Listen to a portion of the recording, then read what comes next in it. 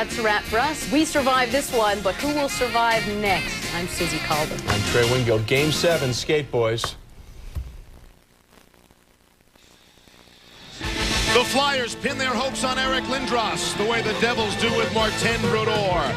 The Philadelphia faithful, one way or the other, will see an Eastern Conference champion crowned tonight.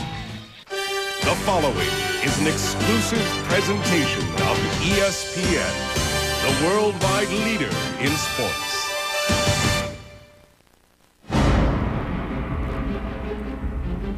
It now comes down to a single game. A classic Eastern Conference Finals series has reached its climax. The right to play for the Stanley Cup is on the line. It has been a series defined by changes in momentum. The Devils in position to gain control. The Flyers refuse to let it happen.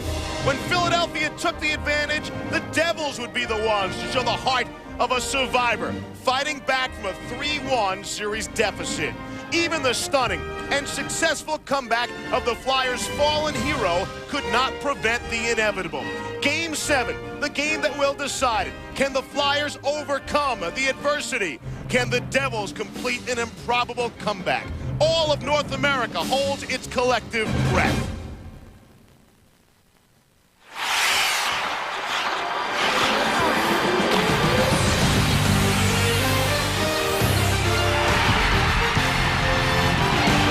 To the 95th Game 7 in Stanley Cup playoff history. The First Union Center in Philadelphia is bursting at the seams for ESPN's exclusive coverage. Game 7 of the Eastern Conference Finals. Hi, everybody, and a very pleasant good evening, and welcome to National Hockey Night on ESPN. I'm Steve Levy.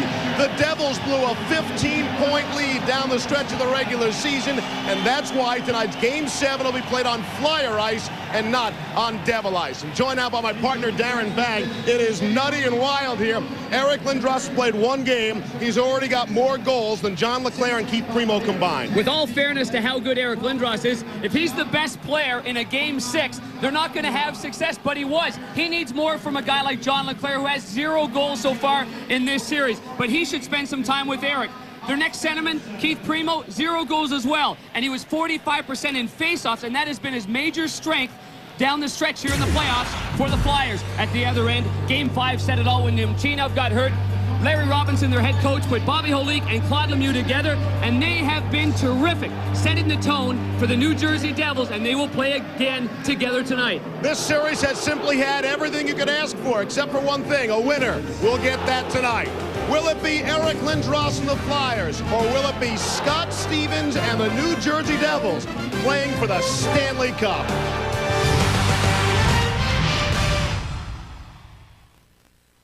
Welcome back to Philadelphia. Lauren Hart, the daughter of Flyers Hall of Fame voice Gene Hart, will carry on Kate Smith's tradition here, singing God Bless America.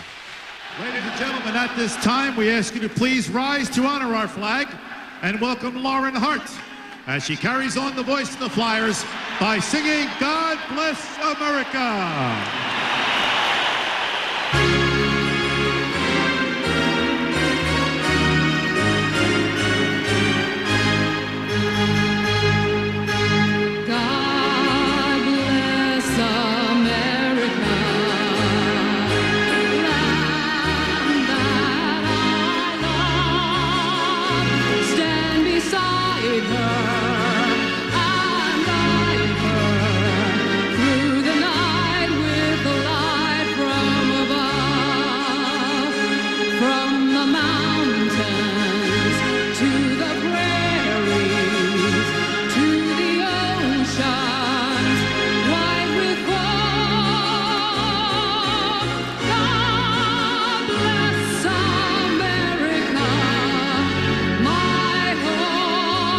Sweet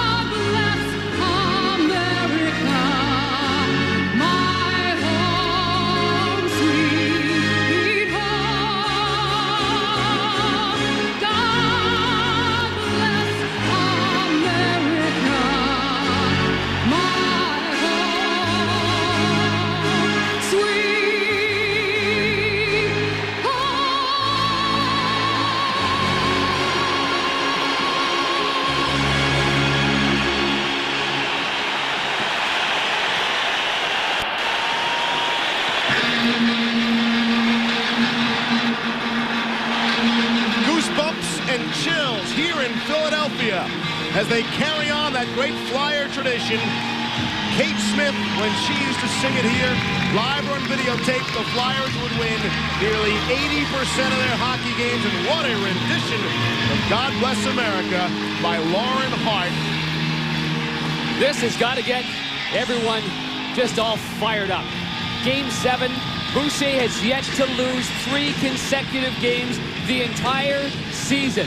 He has been exceptional. At the other end of the ice, a veteran of Stanley Cup playoff competition and a Stanley Cup champion in 1995 with the Devils, Martin Brodeur, and he has been terrific as well for the Devils. Referees Don Koharski and Dan Maruelli, the linesmen Kevin Collins and Jay Shares, and we are underway.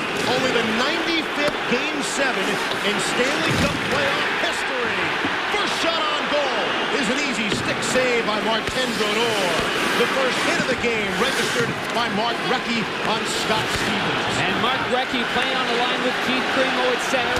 Rick Tocchet on the right side. Normally Recchi plays the left. The right side, I should say, he's jumped off to the left. And we're anticipating Lindros, at least in some situations, playing on the line with John LeClair. And here he comes. Jay Pandolfo swings it out, and that ovation is for number 88, Eric Lindros, who has not played on Philadelphia ice since March 9th, when he scored a goal against the Washington Capitals, a span of some 78 days. Here's Eric Desjardins. Long shot, a save by Martin Brodeur.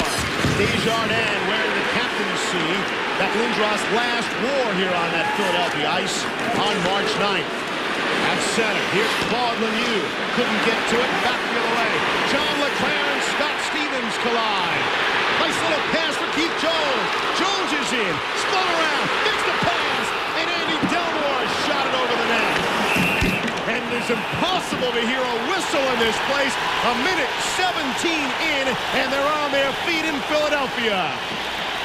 I like the fact that Craig Ramsey, the coach of the Philadelphia Flyers, has encouraged his players to feed off the emotion here of the home crowd. A lot of times you see the home team say, well, let's make sure we're patient, be conservative, don't get too fired up. Well, they've been fired up. Jones going back to his regular spot as they had before during the regular season with LeClair and with Lindros. And Andy Delmore made a wise move, jumping up into the play, supporting the offensive attack. And I believe that's exactly what the head coach Ramsey would like. Obviously, the defenseman is not taking a chance. He's supporting what's going on offensively. And that was a near goal for Ramsey's rookie defenseman, Andy Delmore. Craig Ramsey's done an excellent job the last couple of days, making sure his team has had fun. They went to a movie theater, rented it out yesterday afternoon here in Philadelphia, and they watched Mission Impossible 2. After that, they went out, had some dinner, and he had a magician there. He's making sure that they're enjoying the moment prior to this hockey game, and I think that can only be beneficial. They're cooped up, they're in a hotel as it is. You're focused on just the game. It's just Game 7. And Ramsey said it was not to simulate road-like conditions, and he insisted that. However, that would make sense to try to give him a road feeling.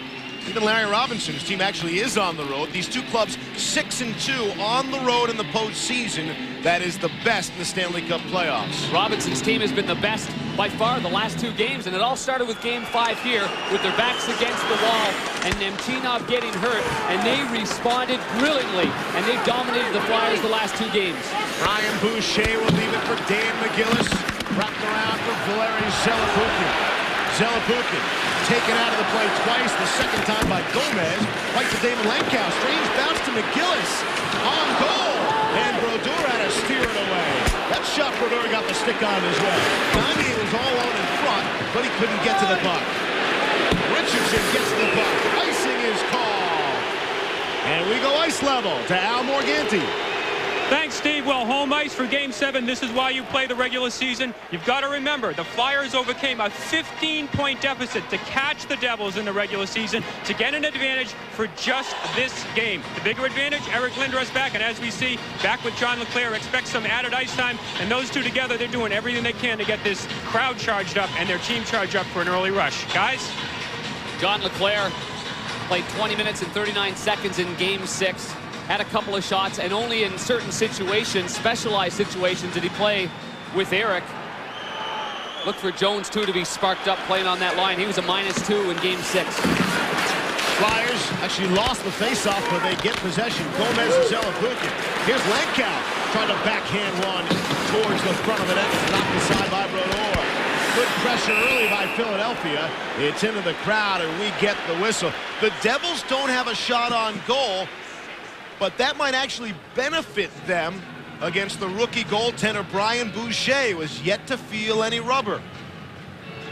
That's true, and I think for Marty Brodeur, as you mentioned, that's only good for Marty Brodeur. He's hardly faced anything. For Brian Boucher, there are going to be some anxious moments here. This is not what the Philadelphia Flyers wanted. They were leading 3-1 in this series. It's now in a 7th game situation, and you put your young goaltender really, truly to the test. The magnifying glass is there, but all indications say that Brian Boucher will respond as he has done this entire postseason. He has been absolutely unflappable. Wrapped around the boards, off the glass, played by the veteran Rick Tocchet. Niedermeyer behind the net, trying to swing around, too hard for Arnott, and the Flyers jump on the loose puck. Recchi centering feed, trying to hit Tocchet there. Niedermeyer trying to work him over. Tocchet able to come away with the puck back behind the net. Here's Primo, centering feed, just out of Recchi's reach. And it comes to the Devils, and their top unit on the ice. Peter Sikora, long shot. Brian Boucher is in the hockey game as the crowd reacts. That's a good one to get some confidence with. The long shot, a stick save by Boucher. Malakoff for the Devils, back the other way. Malakoff, remember, Steve, in Game 5 here, I thought he played his best game of the series. He and Rafalski, terrific in the transition, very patient with the puck. Checker. It was a shock to see him in game number 6, but of course nobody paid much attention to his return with the return of 88 for the Flyers. Burke trying to move it ahead. Berubio backhanded it in. Brodeur on it. Mandeville got a piece of him. Steve Kelly tried to clear. Able to do so. It's flipped out to center. Delmore for the Flyers. With all the line change that Philadelphia has done, it's going to take some time before Larry Robinson gets his defensive matchups against which line he feels is going to be the top line, which you would have to assume it's going to be Lindros and Leclerc's line that they would want to have Stevens up against. Shot inside the Philadelphia end. And the Devils will go for a change. Here's Desjardins inside his own end. For John Leclerc, he's 1-on-4, coughs it up to Stevens, who gives it back. Turnover. And the shot by Lindros. Karam's behind the net. Lindros trying to run through Rafalski. Jones takes the body. Here's Leclerc working with Stevens. Leclerc takes it away. Centering feed through Lindros' legs and all the way down into the Philadelphia end where Terrien picks up the puck. Leclerc just onside. Now Claude Lemieux, among the many heroes so far for New Jersey. Holik the floater. Boucher the easy save. And it's batted out to center ice. Now Philly down deep. They're getting the puck down deep. Coach Greg Ramsey was talking a lot about that, where they're placing the puck. New Jersey's been the better team at dumping the puck in the offensive zone and going to get it. So they're putting in the better areas. So far, you got to be impressed with Philly's intensity and the fact that they are getting it in deep, working the New Jersey defensemen and getting them spinning around a little bit in their own zone. Lankow put it into the Flyer bench, and we get a whistle. 15-12 to play in a scoreless yet charged up atmosphere here in Philadelphia. Well, the line that has really set that tone, I mean, Primo and Tocchet and Recchi started it off by getting the puck in deep, the same way that Lemieux's line and Arnott's line in games 5 and 6 did an excellent job of getting in deep. Let's stop it here, guys. Stop it here. We got working down low, but this is the key. You've got a man that's up high in the slot, 2 men down low, let it roll here. Now you've always got a 3rd man back, so you can play with that energy. And you can have the forecheck, and you can be tenacious as long as there's one guy back, and that's an area that New Jersey's done an excellent job.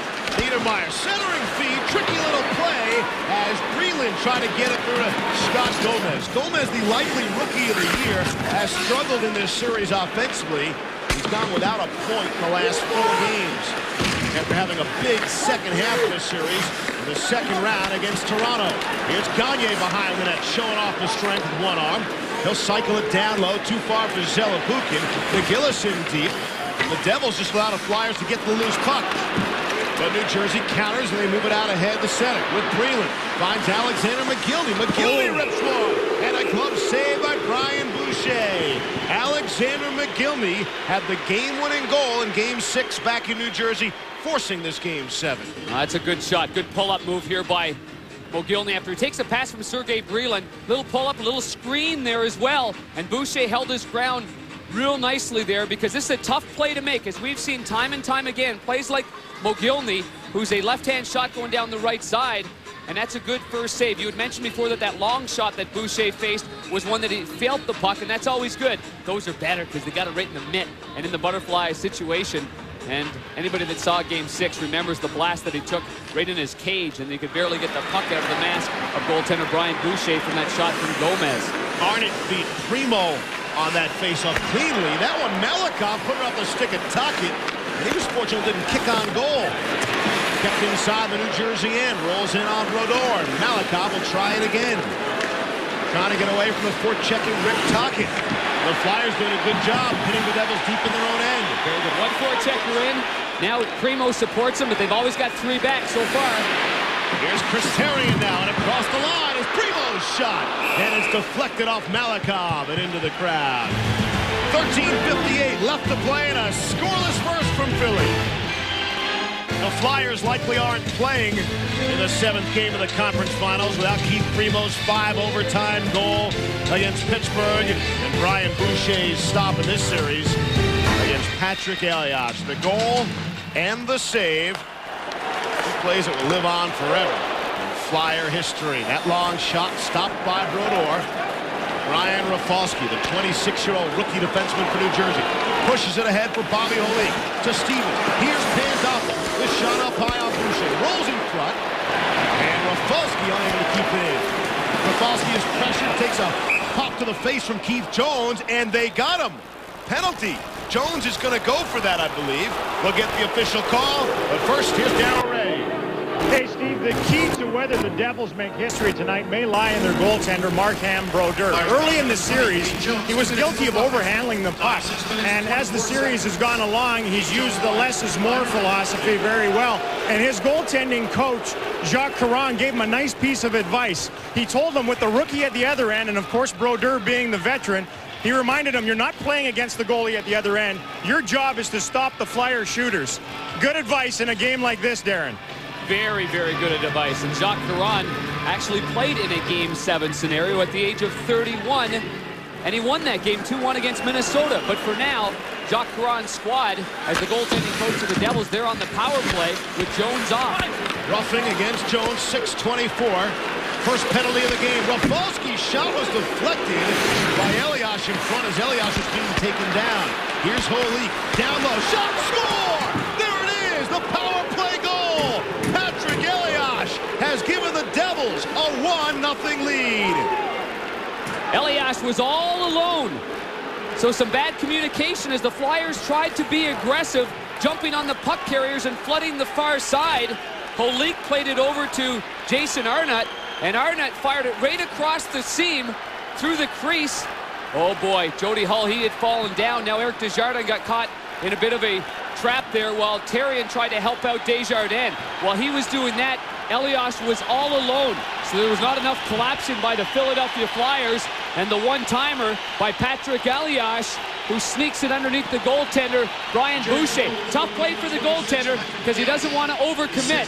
And again, with Hull falling down by the half boards on the far side, that caused a little bit of foul-up defensively and decision-making by the penalty killers of Philly.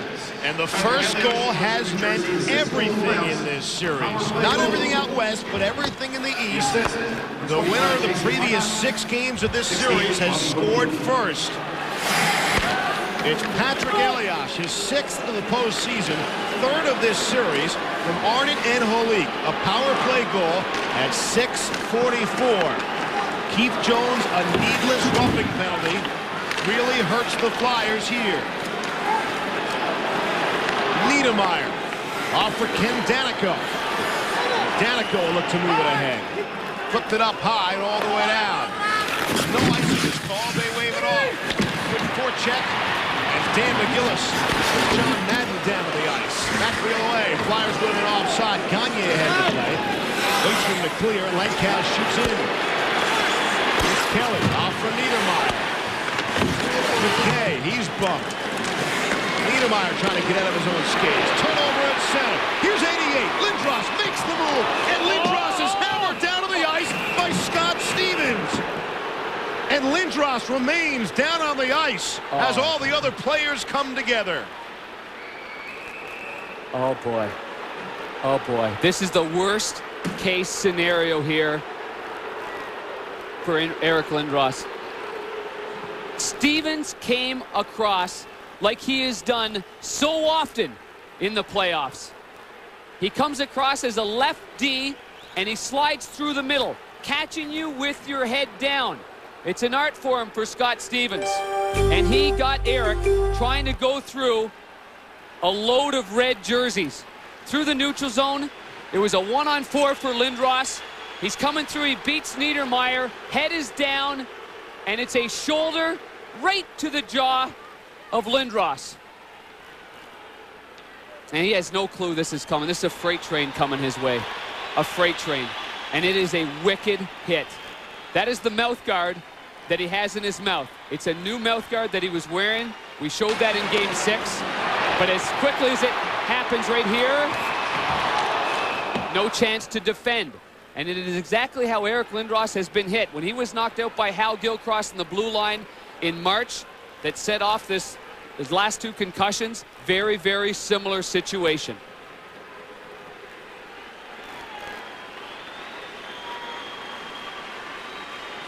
He's a mean hitter. That's a good hit, though. It's a good hit. And Scott Stevens has been a bull all playoff long. Does this look familiar? Does this look familiar? Game 2 of this one, does that look familiar? Damon Lankow. And Lankow missed a game because of that. Then he continued it on in home ice. Different situations because they weren't in the middle of the ice. But those first 3 replays were identical to what just happened to Eric Lindros. You have to feel for Lindros and everything he has tried to battle back from. He took a brief pop on the button on his chin from Steve Kelly of the Devils in game number 6, and Lindros was okay. Lindros and Stevens have battled like this over the years. The power forward against the power defenseman in the NHL. Another look at it. He catches him right there. The head snaps back. And Lindros was escorted off the ice. Stevens' shoulder is the one that always makes contact first, the shoulder. And then in the follow-through, because of the blow, often the fans think that it's an elbow. But when you look at it closely, it's a shoulder first. It's Eric's jaw right to the shoulder. And then the follow-through motion, you see the arms come up. But clearly, that's not an elbow. That's a shoulder. Scott Stevens has done that for all 18 years of his career. That's the way he's always played the game. Let's go down to Al Morganti. Al. Steve Lee, I just followed Eric Lindros. I watched him walk into the locker room being helped by 2 of the Flyers training staff. He was walking basically 1 inch at a time. Didn't look like he knew his surroundings. It looks like the hit he took from Yager a couple of years ago when he was knocked so out of it, if you will. Looked very, very serious. He was a cut across the nose, and Kasperitis hit him a couple of years ago. Yeah. And we may actually, I know what the story's going to be now. It'll be whether or not he could ever play again, and the game for at least Eric Lindros becomes secondary at this point. Al, keep us posted. Eric Lindros has suffered through 5 concussions over the last 2 years. Al, this is something that we've got to keep in mind, and Steve as well, it was 1 practice, and he played game 6. One practice, yeah, Darryl. But what was, they waited so long to make sure that Dr. Kelly had cleared him for it. There was absolutely no question in his mind that he was healthy to go out and play. I mean, they waited, 70 days through this. He did have the secondary concussion in the practice trying to come back. But it's the worst case scenario. And, in fact, when I talked to some of the coaching staff previously, and they said they'd play him in center to keep him away from the boards from the big hits early. But you knew going across the middle, that's Stevens hunting ground. That's where he got him. Here's Tocchet behind the net. And a penalty coming up against New Jersey. Extra attacker on. Here's Tocchet. Back for Richardson. Recchi on the backhand. And it's poked away nicely by Patrick Elias, and we get the whistle on the delayed penalty. Much needed power play to get the boost of the crowd. That was such a sobering message. He's got a minor penalty cross-check. Don Koharski makes the call, the veteran referee. As Rick Tocchet made the hit on White before that, got control of it, then to the right of your screen, Sikora gets Recchi from behind. He gets called, and I want to go back to the hit Scott Stevens had on Eric Lindros going through the neutral zone. Let's listen in here. And it's right at the same time that the whistle goes, but everything was going that way. I mean, everything. I mean, this place is rowdy and rambunctious as it was to begin this hockey game. It's as quiet as you'll hear a building. We have really run the full gamut of emotions. I mean, to start with God Bless America from Lauren Hart. Then the power play goal by New Jersey takes the air out. Then they're fired up again. Then Eric Lindros is knocked out by Scott Stevens. And now they seem to be up again, or at least were a few minutes ago after the penalty was called. Sikora, we're cross-checking at 8:38. The Devils scored on their power play. See the Flyers. New Jersey has killed off 35 of their last 36 man disadvantages. My heart just goes out to Eric Lindros right now. There's no doubt. Everything he has tried, he's always wanted to be just a hockey player. With all the other nonsense spinning around him. Just wants to play the game, and again, knocked out here.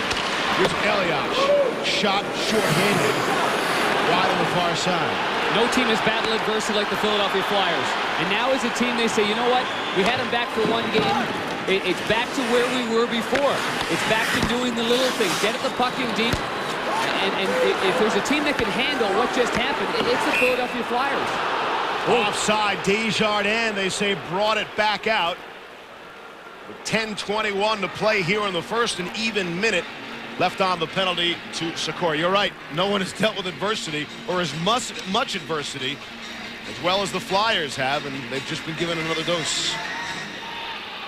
Yeah, well, when you look at the play by Eric Lindros, the one thing that Craig Ramsey was stressing is getting the puck in deep and dumping it. And there was a classic illustration of a 1-on-4. And that's probably a lack of playing time for Eric Lindros, because that is the scenario that they tell you, dump the puck in, get it in deep, and we'll go find it. We'll go track it down. Shot softly inside the Philadelphia end. Recchi back for it, and they look to wind it up. Turnover to Madden, who led the NHL in shorthanded goals with 6 of them during the regular season. And this crowd urging the Flyers on with 35 left on the power play. Rattles around the glass. Here's Primo. And Primo is decked by Stevens. And the shot from the corner is wide of the mark. Nothing is going to affect Scott Stevens' game. Centering feed back to the point. Here's Recchi. Langkow. Recchi. Langkow has top of the circle, trying to find a cutting Andy Delmore, and it's broken up by the Devils and cleared down the ice. Scott Stevens was asked upon Eric Lindros' return, would you go out of your way to hit him? He said, no, I wouldn't. He said, but he'd hit me if he had the chance, and I would do the same. That's exactly what Stevens did. Bobby Holik said, hey, if he's cleared the play, he's fair game, he's a target out there, he's still a great player. We have to hit him, and the Devils have. In that hit package that we had, we showed Damon Langkow, who missed the game because of the concussion. I talked to Damon after that, and we talked a little bit about that's not the area that you go to when you know that Scott Stevens is on the ice. Don't forget, in Game 6 in New Jersey, Eric Lindros didn't go head-to-head with Scott Stevens. And in this game, he goes head-to-head like that, and that's an area that every one of the players on the ice knows you can't venture into. Five aside. Able to kill it quickly off Richardson. The big bump on Freeland. The crowd roars. Here's Berube trying to work it free. Shots are all even at 5 apiece. 8.5 to play. Certainly an eventful first period.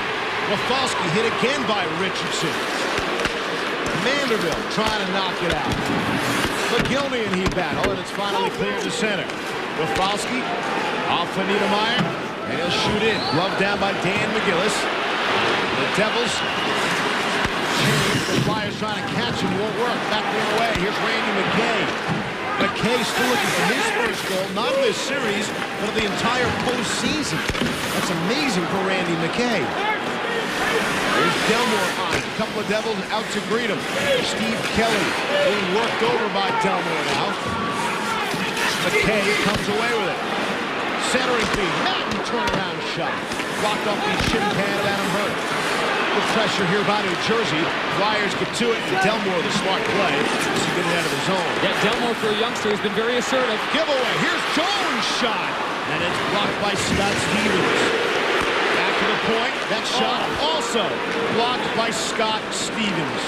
What a block by Stevens, too. I mean, he used his left foot just like a goaltender. He has been the leader for the New Jersey Devils so far in this game.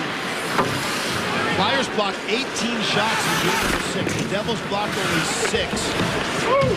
Yet New Jersey won. The Devils have been blocking shots led by Scott Stevens here in this game.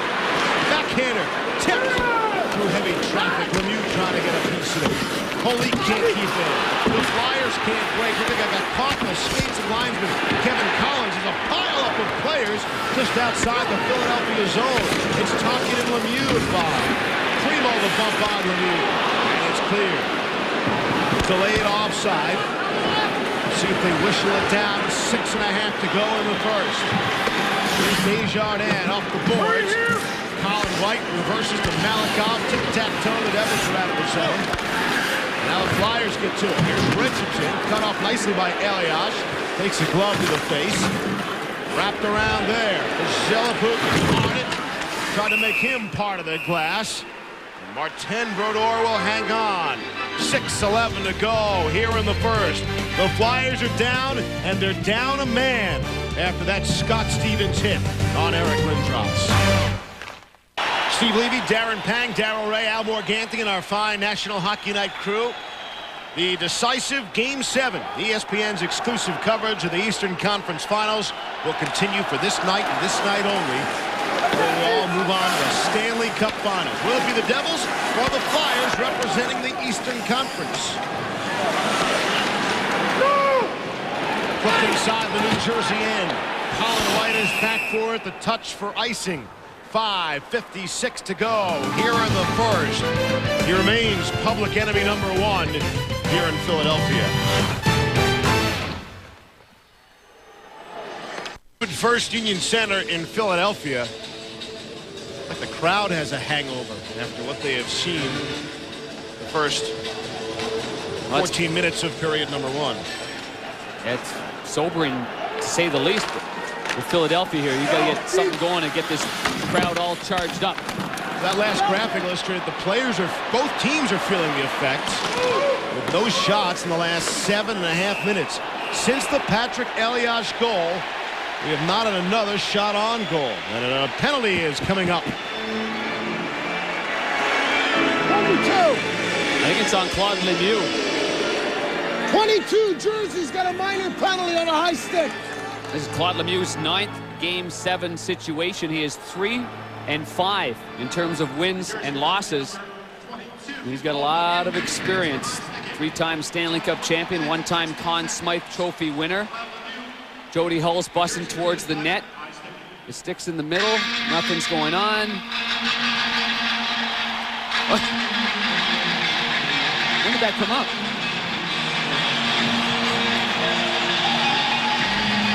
Lemieux for the high stick at 14-16. The crowd trying to rev it back up. Second power play of the night for the Philadelphia Flyers. Shot from the point through traffic. Might have hit the back of Leclerc and went wide. Gagne chops away at it. That allows Lankow to get to it. Terrien and Desjardins playing the points. Madden and Holik, the forwards, trying to kill it off for New Jersey. Danico and Stevens, the defenseman, on for the Devils. Here's Lankow. Centering feed shot. Stopped by Brodeur. Oh, what a save. Oh, what a save by Brodeur with his glove. Nice setup by the Flyers down low. Lankow and Leclerc, Gagne as well. That's the last thing the Flyers want is for this guy to get red hot. It's not like he's been peppered. I mean, the last 4 games, the New Jersey Devils have been stingy, to say the least. They have averaged only 19 shots against per game. That's all Damon Langkow and the Flyers have been able to muster up. Langkow behind the net. The first one's to Gagne. The second one's to Leclerc, and it's in his glove. Here's Desjardins with a lane. That shot is blocked by Scott Stevens again. That's 3 blocks, I'd say, in the last 4 minutes of hockey time on the clock.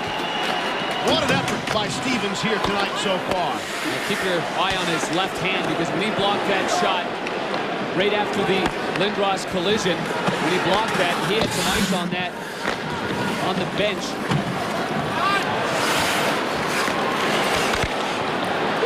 Back behind the Flyer net. And more on Stevens. As much as we feel for Eric Lindros, that was a clean hit by Scott Stevens. Absolutely.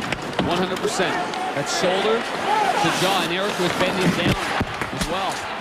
Here's Tocchet. Stevens on him. Wrapped around right to Primo. Zelapukin in front. Got it to him. But it was on the short side. Just missed the mark. Niedermeyer trying to slap it around. McGillis keeps it in just barely. And the Devils trying to break. Too far from Madden. Directly in his backcourt. Madden takes it away. Centering feed. And a whistle. It's not for offside. It's a penalty as Madden tumbles down on the ice. Well, he tumbles down. McGillis gave him a wrapped around. I'm not sure if he got good contact with it, but he swung around. Got a minor penalty for boarding. Boarding on McGillis, and McGillis looks like he's fortunate that he didn't get another one there, unless Madden was embellishing that behind the net, Steve. But McGillis turned around and gave him an elbow once he knew that the whistle had gone and that he had actually been called for the first minor penalty by Don Koharski. Madden's in there battling with Recchi. Here comes the hit, and it's a board. He leaves his feet as well. Could have been charged. Watch, we just missed it. The elbow right after that as well. Whistle's been blown. Koharski's to the left of your screen. Koharski looks away for a second. Bang, elbow right to the chops. He was lucky. That's all he got. Yeah, we caught you, Dan McGillis, even if the officials did not. Boarding. McGillis at 15:54. We'll go 4-on-4 for 23 seconds. And then it'll be a second power play of the game for the New Jersey Devils. Not exactly disciplined hockey so far by Philadelphia here. First of all, you think Jones's penalty to begin the game as he roughed up Rafalski. That results in Patrick Eliash's 6th goal of the playoffs, a power play goal. That simmered everything down here after the Philadelphia Flyers had a tremendous start. A tremendous start to this hockey game, keeping the puck down deep. Now, another penalty, and they were on the power play. McGillis really fortunate not to get hit with another minor from the far referee. You know, one referee, it's much easier to get away with some of that stuff. You saw the first referee skate by and couldn't possibly have seen it. They have to keep it together. They've got to keep the ship glued together. Here's Chris Terry now. Again, we're 4-on-4 for 10 more seconds. And then the Devils will have a power play. Here's Primo behind the net. Gomez on him. Niedermeyer loses to Leclerc. Primo, little pick and roll. Leclerc backhander goes wide on the short side. Here's Desjardins behind the net. Niedermeyer trying to poke it free. Can't. Gomez on it. Penalty against New Jersey's over. And this is a Devils power play now. Here's McGillney away from Primo. McGillney to the point for Niedermeyer. Rather Melikov, I beg your pardon. Down low now. Niedermeyer is stuck to the front of the net. Now he's behind the net. Melikov lets it go. Tipped by Gomez wide. Gomez for McGillney. Tipped on goal and a save by Brian Boucher. Lemieux got just enough to tip it on goal. Mogilny was the main distributor, and he scored the game-winning goal in Game 6. After really struggling and privately having a talk with Claude Lemieux, Lemieux just basically said to him, don't worry, your next one's going to be a huge one. On the left side of your screen, that's Mogilny distributing the puck to Melikov. Now it's going to work its way around again to the left hash mark. Gomez wisely gives it up again. And in front of the net is Claude Lemieux. And he gets a nice little redirection there that Boucher's got to make a solid save getting down low. Back to the point, good draw, won by New Jersey, but Philadelphia gets possession. Here's Delmore, he's got the good wheels, and across the line, and a penalty coming up. Manderville looked like he was taken down at the Jersey blue line. We'll go back to 4-on-4. It looks like it's going to be a game of even strength hockey, though. One penalty after another, nullifying it, taken away from the flow of this hockey game without a doubt. And the power plays, I mean, you're dealing with Philadelphia, that they have the second best power play, and at home the second best. And there's Manderville taking the stick from Patrick Elias. So the tip of the blade is what came up and caught the right side of the face. We have had a myriad of high sticks in this playoff series. I mean, way too many. Way too many. And Larry Robinson's words there, 4-on-4. The stick originally, you know what, from that angle, though, I mean, really, he brushed it aside with his right hand, Manderville does. I mean, the stick originally was around the waist.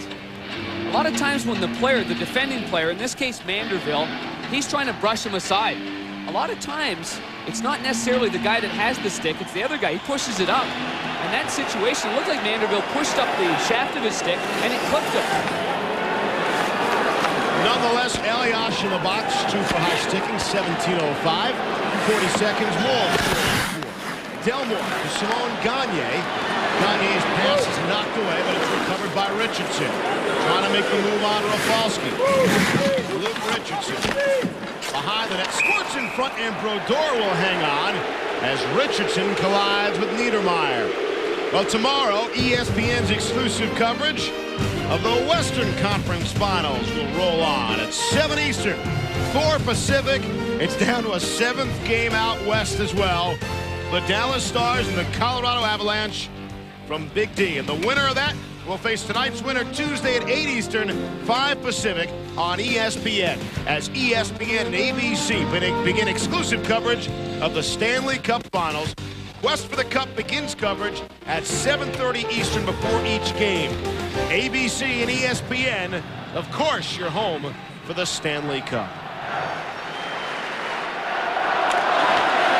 Face-off won by the Flyers, pushed back to the Devils, though, and here's Gomez at center. Still in 4-on-4 mode for the next 15 seconds or so. Delmore with Gomez on him, finds Richardson. Trying to give it back to Delmore, playing off the skate. Richardson now. Delmore checked by McGillivray, and now this is Richardson. At center, and he'll shoot in. Now on for Philadelphia. Good crunch behind the net. Rafalski was able to skate away, and it's cleared down the ice. We've got Al Morganti and Daryl Ray, ice level. You can be assured, as soon as there's any information on Eric Lindros, we'll pass it along to you. As soon as we hear, you will hear. Rick Tocchet behind the net. Back to the point. Recchi holding in for John LeClair. For Recchi at the point. Cross ice pass. Desjardins. Nearly picked off. Desjardins holds his own. Primo couldn't tee it up. And it's clear to center. Prime area, right in the high slot. It was right on his tape, and he just jumped off it like a lacrosse ball. And you can't afford to give up those opportunities in the high slot like that after some good puck movement from the point players. Meanwhile, to begin this hockey game, this is Jones's minor penalty on Rafalski. The result, well, it really sapped the gas out of the building here because it ends up being a Patrick Elias. He continues his rise to stardom in the National Hockey League with his goal-scoring prowess. And there's Elias there, and he's the lone goal scorer in this hockey game. And it wasn't a couple of minutes after that Keith Jones and Elias watched and really in horror. I mean, with all due respect to the situation, to watch a player like Eric Lindros at 6'4", 230 pounds crumble to the ice after a clean hit by Scott Stevens. I think horror is the perfect word. And the Flyers now can only concern themselves with 2 periods and the final minute of this first period. They'll worry about Eric Lindros afterwards. Centering feed shot, stopped by Brodeur! And a pretty quick whistle there with 54 seconds left in the period. Primo again right in the high slot. So they're manufacturing some very good scoring chances on Martin Brodeur. I mean, not the stuff on the angles. I mean, stuff in the slot. Mark Recchi moving it right to the middle of the ice. And Primo doesn't get it up on his own. It went up because it went off the shaft of the stick of Scott Stevens. sticks along the ice. Primo puts it up, goes nearly between the left arm, the elbow area, and the hip of the goaltender. Brodeur looks awfully sharp, though. Face off to his right. Won by the Devils. Stevens on it. And it's sent down the length of this. You wonder how a player like Stevens reacts. Maybe it doesn't affect him at all. To injuring a player like Lindros on a brutal yet clean hit. As we get a whistle. A two-line pass. 37.4 seconds left. Coming up, our Trip.com intermission report. The other Game 7. What's going out west tomorrow night? Barry's breakdown and the lowdown on Eddie Belfour. That's all coming up. John and Barry standing by with the Trip.com intermission report. Belfour's it's just been exceptional. What a game last night again. 2 Game 7s. First time since I was born that we've had 2 Game 7s. 1964. Oh, is that what it was? 64. It was like 34. Hey, how hard was that? A hard-hitting game last night? Matt Tkachuk, Mike Modano. The hits just keep on coming. The Stanley Cup Conference Finals. There's only 4 teams left. You can't be playing this game at any point with that head down anywhere, fishing for a puck. Real estate is too tough to come by. Niedermeyer, nifty move to avoid one hit. Nearly lost. Sakura able to move it ahead. Elias out of the box. Back to 5 aside. Final 5 seconds. Luke Richardson behind the net. And he'll just let time expire there. Horn sounds, ending a very up and down first period for those in attendance here in Philadelphia. Patrick Elias has the only goal of the game. It's a power play goal. Send you back to John and Barry. The scenario could not have been worse for the Philadelphia Flyers. They give up the first goal after a bad penalty, and then Eric Lindros, their leader, knocked out of the game. Crowds out of the game also. And Scott Stevens, I cannot believe this guy, John, has never won the Norris Trophy. As far as I'm concerned in the playoffs, him and Eddie Belfour should be the 2 guys competing for the Conn Smythe. Played head-to-head against Bury, shut him down. Played head-to-head against Sundin, shut him down. Now he's played against all the Flyer forwards and have done a great job on them. Physical force, clean hits, doesn't take bad penalties. 8 points, plus 5 in the playoffs. Just an unbelievable job by the leader of the Devils. And you saw how many times he had made a hit like that during this playoff season, or his entire career he has done that, and you wonder sometimes why players are skating through that part with their head down. We hope Eric Lindros is okay. We'll keep you up to date. Is that Eric's last game? You got to think about that also. Big question. That may have been career-ending. Again, we'll try and keep you up to date on exactly what's going on there. But first, the Trip.com intermission report. When we come back, we'll talk the East, but we'll also look out west, where another Game 7 is set up and ready to play tomorrow night.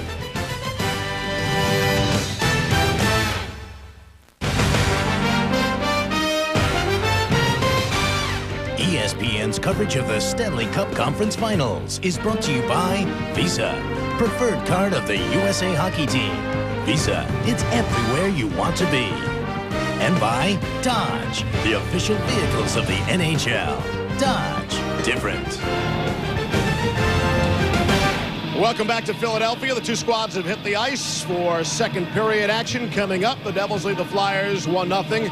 Steve Levy alongside Darren Pang, and clearly the Scott Stevens hit on Eric Lindros, knocking him out of the game, has cast a pall over the First Union Center here. It really has. I mean, just watching it, it's just devastating to see a player, you know, like Eric, because of what he's gone through, crumble to the ice like he did, and obviously his future. I'm no doctor, but it would have to be in jeopardy based on the concussions that he has sustained. For Scott Stevens, that's Scott Stevens. That's an area that you can't venture into when he's on the ice. And it's a good hit. It's a shoulder first. It's the follow-through of the elbow that comes up. Never makes any contact with the head of Eric Lindros. It's shoulder to jaw. And we'll see how the 2 teams react and respond. The Devils, all they're thinking about is they're 2 periods away from hosting Game 1 of the Stanley Cup Finals next Tuesday night. Off the glass and out of the zone. Pushed back inside on Martin Brodeur. They'll play it off the glass and out. New Jersey will shoot it around. Here's Brian Boucher. Back behind the net. Leaves for Dan McGillis. We open up. Period number 2, even strength. Rick Tocchet. Wrister wide of the net. Kept in there by Richardson. Back behind the net. Here's Taka. All sorts of time and space. Trying to center. Put it off Malakov. Taka backhander. Right to Elias, the lone goal scorer of period number 1. Boucher will leave it there for Dan McGillis. Devils are on a chain. Out at center. Flyers. One pass back. They're out of the zone. And just across, somehow onside. The Devils recover and take it back. Lemieux overskated. And that leads to this. And it hopped on Lankow. Would have a 2-on-1 down low with John LeClair. Here's LeClair now and across the line. Stepped away. Right to Lankow. Stevens on it. And it's pushed ahead for Pandolfo. And Pandolfo was hit by Terrien above the Flyer defenseman got the worst of it. Terrien looked like he tried to step up on Lemieux exactly the same way Scott Stevens did to Eric Lindros. Well, he's got to keep people honest in the neutral zone. We're going to go back to Game 2, though, and rehash Damon Lankow's collision with Scott Stevens. This one even happened faster. Lindros has his head down all the way. There was a delayed reaction because there was a whistle for an offside. And as you see there clearly on that super slow-mo look that it's the shoulder first. And we do understand that Carl Lindros, the father of Eric, is down by the locker room. Obviously still no word. Lankow came back and wore a visor for the first game back, and then he removed that visor. And as I mentioned in Game 6, he will go back to that visor in all likelihood come next year. But the area is, it's just so similar. It's his area. It's Scott Stevens' area. And I reiterate, in Game 6, we might have overrated Eric's performance based on the fact that there weren't many good Philadelphia Flyers in that game. Taking nothing away from Eric, because I thought he was really good. But he didn't play against the best of the New Jersey Devils. He wasn't matched up against Scott Stevens.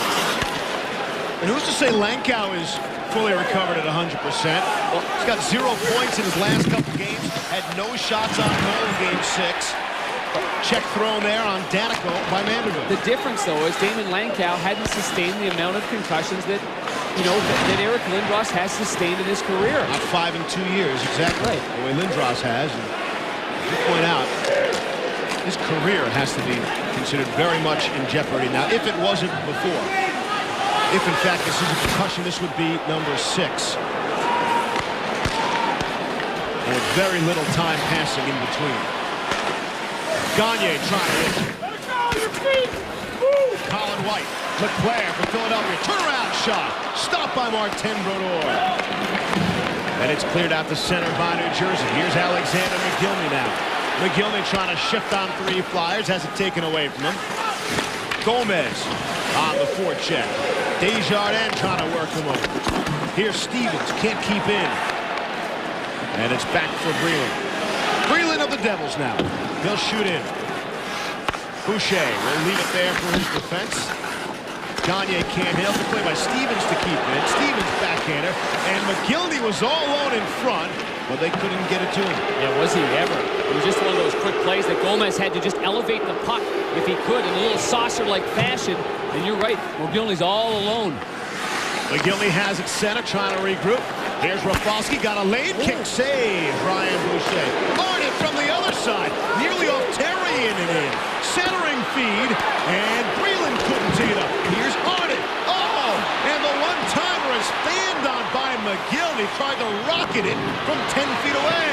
Here's Recchi the other way. Shot and a save by Brodeur. As we go coast to coast. Elias had it taken away from him. Here's Tocchet, took by Malakov. Arnott on it for New Jersey. So we get some rhythm and flow back in this game. Elias might have caught a bit of a stick up high from McGillis. And Malakov will shoot it right back in around the glass. Long shot, skips wide of the net. Here's Holik, centering feed, off Sikora. Elias, turn around, and just missed on the far side. Elias tipped that one to the corner, and it's all Devils here now. And Larry Robinson wisely comes back with what has been a terrific line with Holik and Claude Lemieux, and Jay Pandolfo after the Arnott line had some real good, solid, sustained pressure. Pandolfo puts Richardson down, and we've got a penalty coming up. Fucking pull him down. And the Flyers will go to the power play. All right, 6.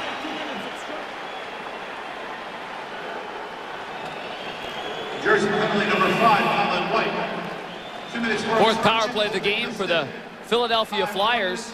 See if they can respond and match the power play goal set by Elias in the first period. White and Recchi. And he holds on to the shaft of his stick, yanks him down. Recchi goes down fast and furious, and White gets called for the holding.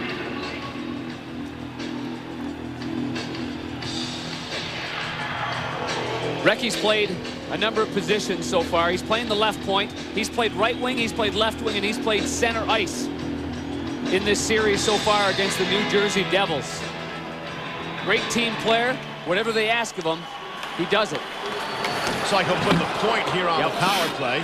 There is Recchi with the puck. Only Brett Hull has more points this postseason. Hull's got 20 to lead the way for Dallas, number 1 in the NHL.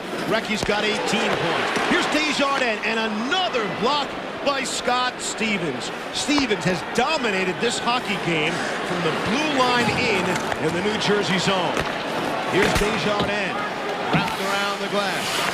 Danico on it there. Knocked away.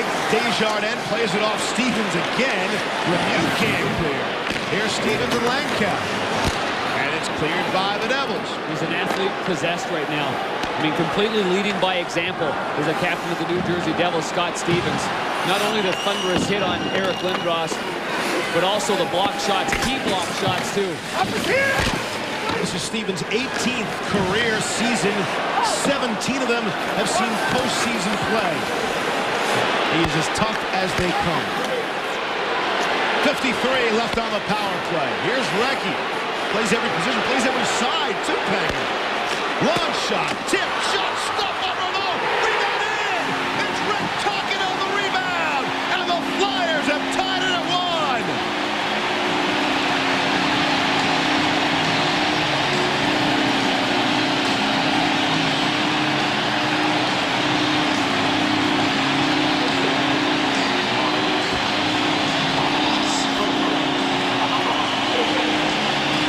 Traffic in front of goaltender Martin Brodeur. And even though John LeClair won't get credit for a goal here, he's the one that causes all kinds of havoc. The first shot stopped, they're all focused on him. While they're focused on LeClair, Rick Tocchet sneaks in from behind. Rebound down low, and the reason there was no interference call on John LeClair is because he was hit from behind, and therefore he collides with the goaltender Brodeur. And Rick Tocchet picks up the dirt right down below and fires it over the goaltender. In the first 6 games of this series, total, we saw 3 power play goals. Yet here tonight, in less than a period and a half, we've got 2 power play goals already. And we're tied at 1. And the crowd is right back in it. Here's Manderville trying to break through. Working the body on Niedermeyer. And that leads to this. Hull behind the net. Checked there by Breland. Centering feed, broken up. Gomez on it, shipped out ahead to center. Desjardins will shoot it right back in.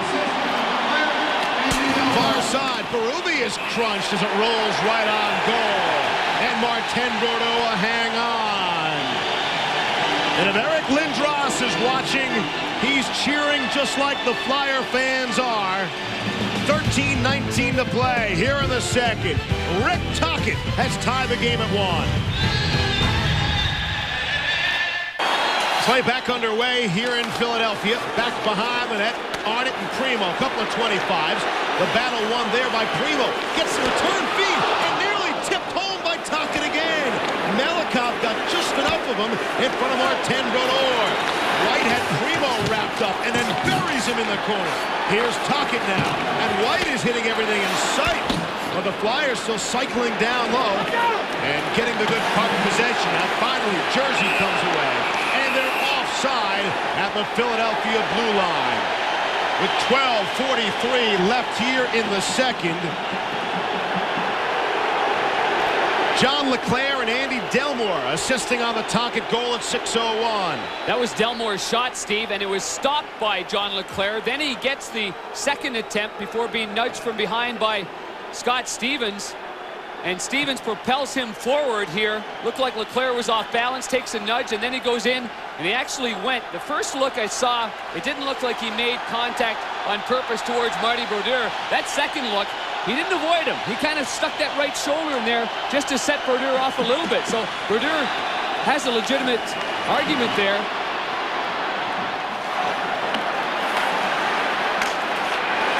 Here's Stevens now. And Bobby Holik didn't see Leclerc behind him, trying to pick his pocket. Good play by Jones. And Lenkow jumps on it and shoots it in.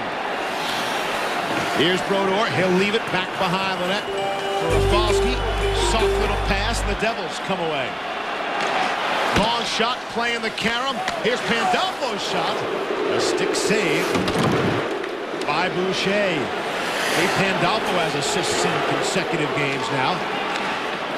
Here's Pandolfo. Off for Claude Lemieux. Lemieux from the angle. This is his time of year, Claude Lemieux. Third among all active players. Playoff goals. Behind only Mark Messier and Brett Hull. I don't think Lemieux was a goal scorer. He is this time of year. Here's Holik. Here's Lemieux. Shot blocked by Desjardins. Holik shot just goes wide. Just trying to get it in front of the net. Pandolfo was there waiting. Creating some havoc in front of Brian Boucher. We mentioned Leclerc gets the assist along with Delmore. Leclerc assist is a good sign for Philadelphia. So far in the postseason, the Flyers are 10-0 when Leclerc manages a point. Not a goal, but a point. They're 1-6, however, in games in which he doesn't make the score sheet. And for Rick Tocchet, too, his 7th Game 7 appearance. And pretty decent numbers, too. This guy's a character guy. This guy plays with a will, plays with his heart. And the line changes now with Eric Lindros out. Basically what's happened is Damon Lankow has snuck in there at Lindros' spot between Jones and John Leclerc, and the Primo line with Recchi and Tocchet. And it has been a good one since the beginning of this game. They remain together. Gomez and Manderville will take this face-off to the right of Brian Boucher, who's faced only 9 New Jersey shots. 13-9 shot advantage for Philadelphia. But we're tied where it counts up most on the big board. Tied at 1. And we get a whistle with 11:18 left in the second. Downstairs to Darrell Ray. We shine the Stanley Cup spotlight on John Leclerc on the power play. He's a large structure and a big obstacle for Brodeur. Here's an earlier power play. The Devil D have made a tactical decision to just leave him in front of their goaltender. They've stepped in front. It cost them dearly on the power play goal by Rick Tocchet. Here's Leclerc in front. On the outside looking in is Stevens, and in comes Tocchet to clean things up and tie this hockey game. That's your Stanley Cup spotlight. All right, Darrell, thank you. Leclerc has done so many other things beyond scoring goals. He's that kind of a player. Hull try to play it off his skate and then try to give it a Gagne, and they couldn't make the play. 2-on-2 as they hit the Philadelphia line. Here's Freeland now. Try to avoid the hit, centering feed up with a back check by Manderville. All over Gomez there. And they continue to battle. Manderville throws Gomez hard into the boards. Gomez now trying to work it free. Delayed penalty is coming up against the Flyers. Brodeur is off. Extra attacker on. And as Philadelphia gets possession, we get the whistle. It'll be a slashing call, and the New Jersey Devils, who've already scored a power play goal, will get another opportunity. What would you like to say? Penalty slash. 22 is Luke Richardson. Minor penalty for slashing. Craig Ramsey's penalty killing unit have got to go to work. And on home ice, it has not been a good scenario for the penalty killers of the Philadelphia Flyers. Only 80% at home. The New Jersey Devil power play on the road, 25%, tied for first in the NHL. Primo, Desjardins, Therrien, and Zelepukin have their work cut out for them. Bobby Holik, Eliash, and Jason Arnott. Arnott's going to be placed on the right side to help support the faceoff. Big right hand, big body, come in there and try to help out Bobby Holik, who will play it to his backhand because he's a right-hand shot. Sikora will stay on the right point. Don't be surprised, though, if he goes forward and you have Jason Arnott slide back to the right point on the power play because he's got that wicked one-time play. Richardson, an ill-advised slash, even though it's on the back of Mogilny. With that, two referees, like you mentioned, one guy's got his back turned. The players tend to forget about the other guy. Off the face-off win, Devils able to hold the zone. Arnott tried to just redirect it. And Brian Boucher able to make the stop. Back to the point. Sikora holding. For Rafalski. Near side, Arnott. Rafalski gets it back. Sikora hit it off the outside of the pipe. Primo couldn't clear. Here's Arnott rolling puck. Knocked aside. Desjardins for the Flyers will clear all the way down. A lot of those shots from New Jersey side are hitting bodies, getting deflected, and the goaltender doesn't see them all. Turnover now, short-handed here are the Flyers inside the zone. McGillis shot is through traffic. Here's Adam Burton deep. He's cut off there by Arnott. And Elliott gets to it for New Jersey. Hands it right to Philadelphia. Here's McGillis, the bomb right on, and Brodeur the save, and there is no rebound.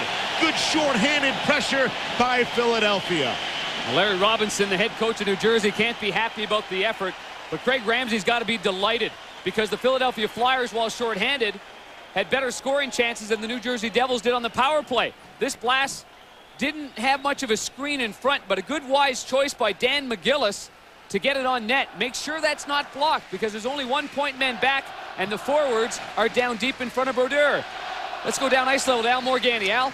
Thanks, the Eric Lindros update. Eric Lindros, there is still no official word from the Flyers, but I've been told by some of the security staff here in the building that Lindros has left. He was in uniform. The good news, he was walking when he left the building. We're presuming he went to a local hospital. His dad was also here following Lindros. Guys? All right, that does sound as good as it can possibly sound, Al. Thank you. And please keep us posted. Al Morganti and Darryl Ray doing a fine job ice level, providing us with information from both of the locker rooms. Hey! Here's Niedermeyer now. Shot to the corner. McGilney for Claude Lemieux. And it's set up here. Here's McGilney. 35 left on a power play. Gomez for Niedermeyer's shot. Oh! Glove save by Brian Boucher with the outstretched arm. What a save with the glove. Great save by Boucher, sliding out. Niedermeyer had taken some crisp passing by the New Jersey Devils forwards. Lemieux working the puck down low.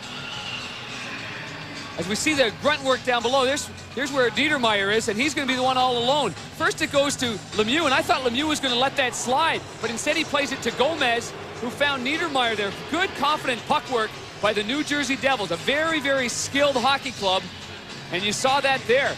The vision of Lemieux, he's in the slot, and he's got a guy behind him wide open. He gives it right back to the playmaker. That's Gomez, and Gomez clearly saw Niedermeyer backdoor. Face off to the Flyers, but the Devils able to get possession of the puck. And it's flipped out with 23 seconds left on the penalty to Richardson. Brodeur. Niedermeyer. And they'll set it up behind the net with Vladimir Malakov. Winner of the game tonight hosts Game 1 of the Stanley Cup Finals Tuesday night, right here on ESPN. It all starts with Quest for the Cup at 7:30. Here's Niedermeyer, quick shot, knocked down. And Claude Lemieux was right there. Oh, and a heavy-duty hit. Niedermeyer is flattened there by Richardson. He never saw Richardson because Richardson had come out of the penalty box. So Niedermeyer had no idea when he was coming out. He blindsided him. And whistle for a hand pass with 8:19 to go here in the second. This game is tied at 1 thanks to the goal by Rick Tocchet.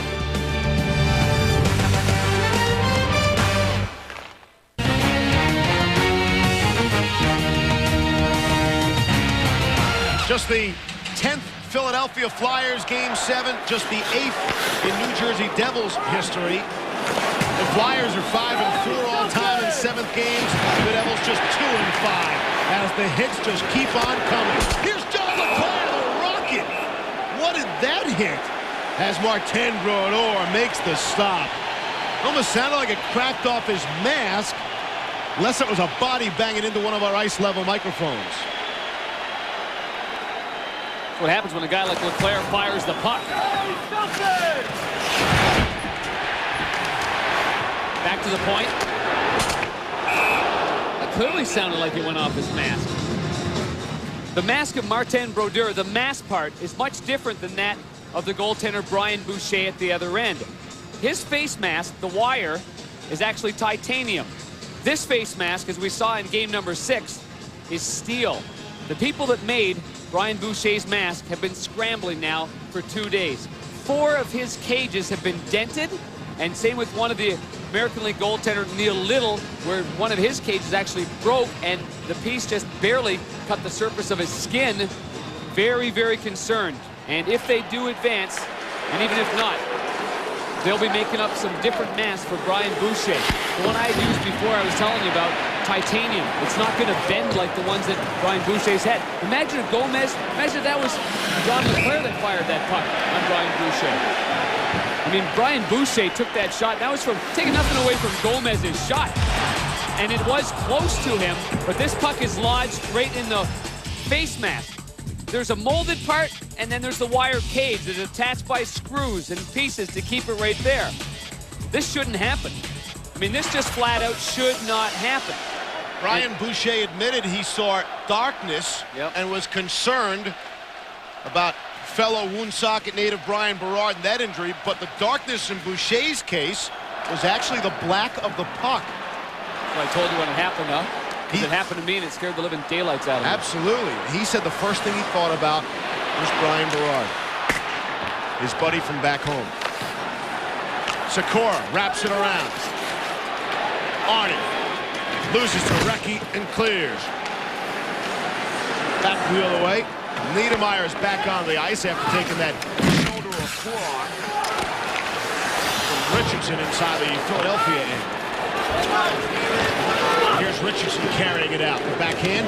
Niedermayer knocks it down with his glove. Plays it off to his defensive partner, Ken Danico. Off of Steve Kelly. And just onside somehow. And here's Niedermayer. For Danico. Ken Danico is the devil in history of playing every single New Jersey postseason game. Remains one of the steady leaders on that Jersey blue line. Yeah, he's a special hockey player.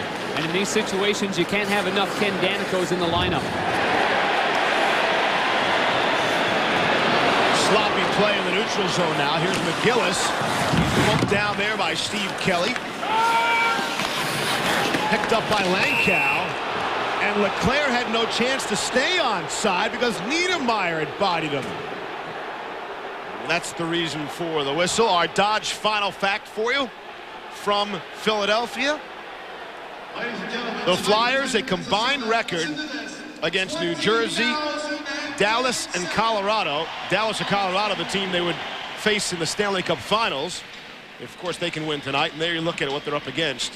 A .281 winning percentage is 97-98. Not the other 3 teams the Flyers wanted to still see alive at this point of the season.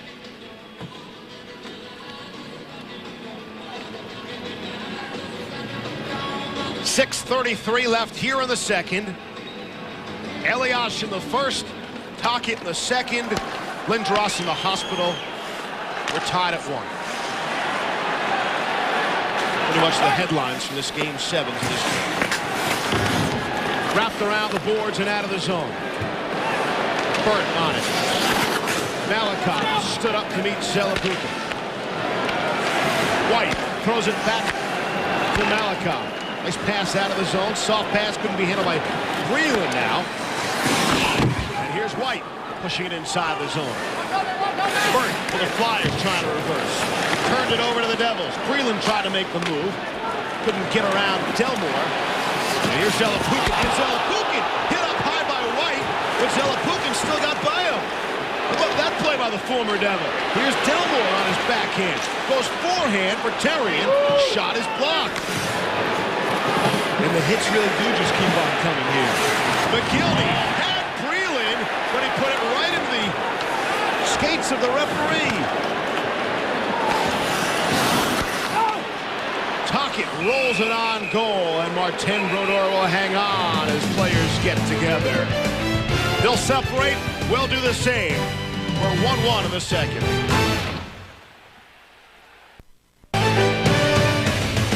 Back in Philadelphia, the Devils getting here with the big hits by Scott Stevens Larry Robinson kicking over a trash can following game 4. And that has really, the Stevens hitting and the Robinson sparks in the locker room and behind the bench have really helped propel the Devils to this point. Winner of tonight's game hosts Game 1 of the Stanley Cup Finals on Tuesday night against an opponent to be named tomorrow night here on ESPN. This is the 9th Game 7 for Scott Stevens, and similar to Claude Lemieux, he is 3-5 his overall record. He's the only player on the ice to come back, though, from a 3-1 series deficit and playing a Game 7. He's been a leader in every facet of the way. And if you're thinking of a Conn Smythe Trophy guy on the New Jersey Devils, you look no further than number 4. I couldn't agree more. Again, Martin Brodeur over the last 2 victories for New Jersey. He's been good. He's been fine. He hasn't been spectacular. No. He hasn't had to be. And really a similar situation so far here tonight, despite the fact the Flyers have 17 shots on goal. Here's Elias. Shot off McGillis to the corner. Reverse it. Elias trying to get away from the check. Centering feed through everybody. Rafalski at the point.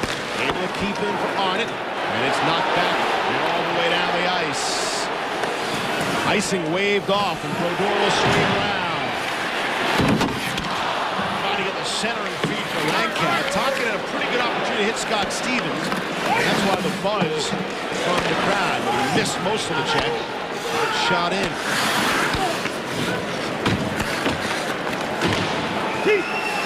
And center. Ahead of the play. This will be icing. And Desjardins touches up with 4:13 left to play. Here in the second, tied at 1. Some loose play here, but the package tonight is Scott Stevens. The devastating hit on Eric Lindros. This hit on Primo. A shot block there off a pretty good opportunity by Jones. Yet another shot block on the same sequence with his left hand. He did have ice on that hand afterwards. Another block by Scott Stevens. Well, let's toss another block in there as well, because he has been absolutely exceptional for the New Jersey Devils in what really is the essence of sports. It's Game 7. You win, and you go on. You lose, and you go home. It doesn't get any better than this. He's been so durable, Darren, to be able to play that style for all these years. He's missed just 1 playoff game in his career. And ironically, it was right here in Philadelphia in 1988.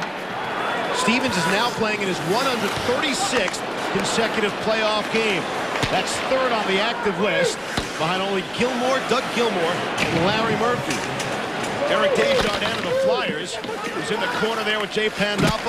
He's 5th on that list among active players. To play that strong, that hard, that tough, and still be that durable, it's something else about Scott Stevens. Headman Page, he's Gagne with a step. Oh. And a shot and a save by Martin Brodeur. Got just enough to keep it out of the net. So he played the angle on Gagne. And a whistle.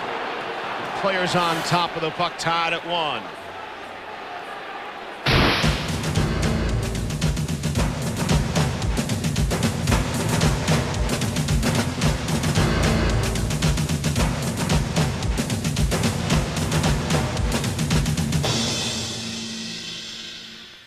This week, tune in as ESPN's Sunday Night Baseball presents one of the most intense matchups, not just in baseball, in all of sports. And how about the pitching matchup for the Red Sox and Yankees? Pedro Martinez against Roger Clemens. Coverage begins baseball tonight at 7:30 Eastern, 4:30 Pacific, only on ESPN.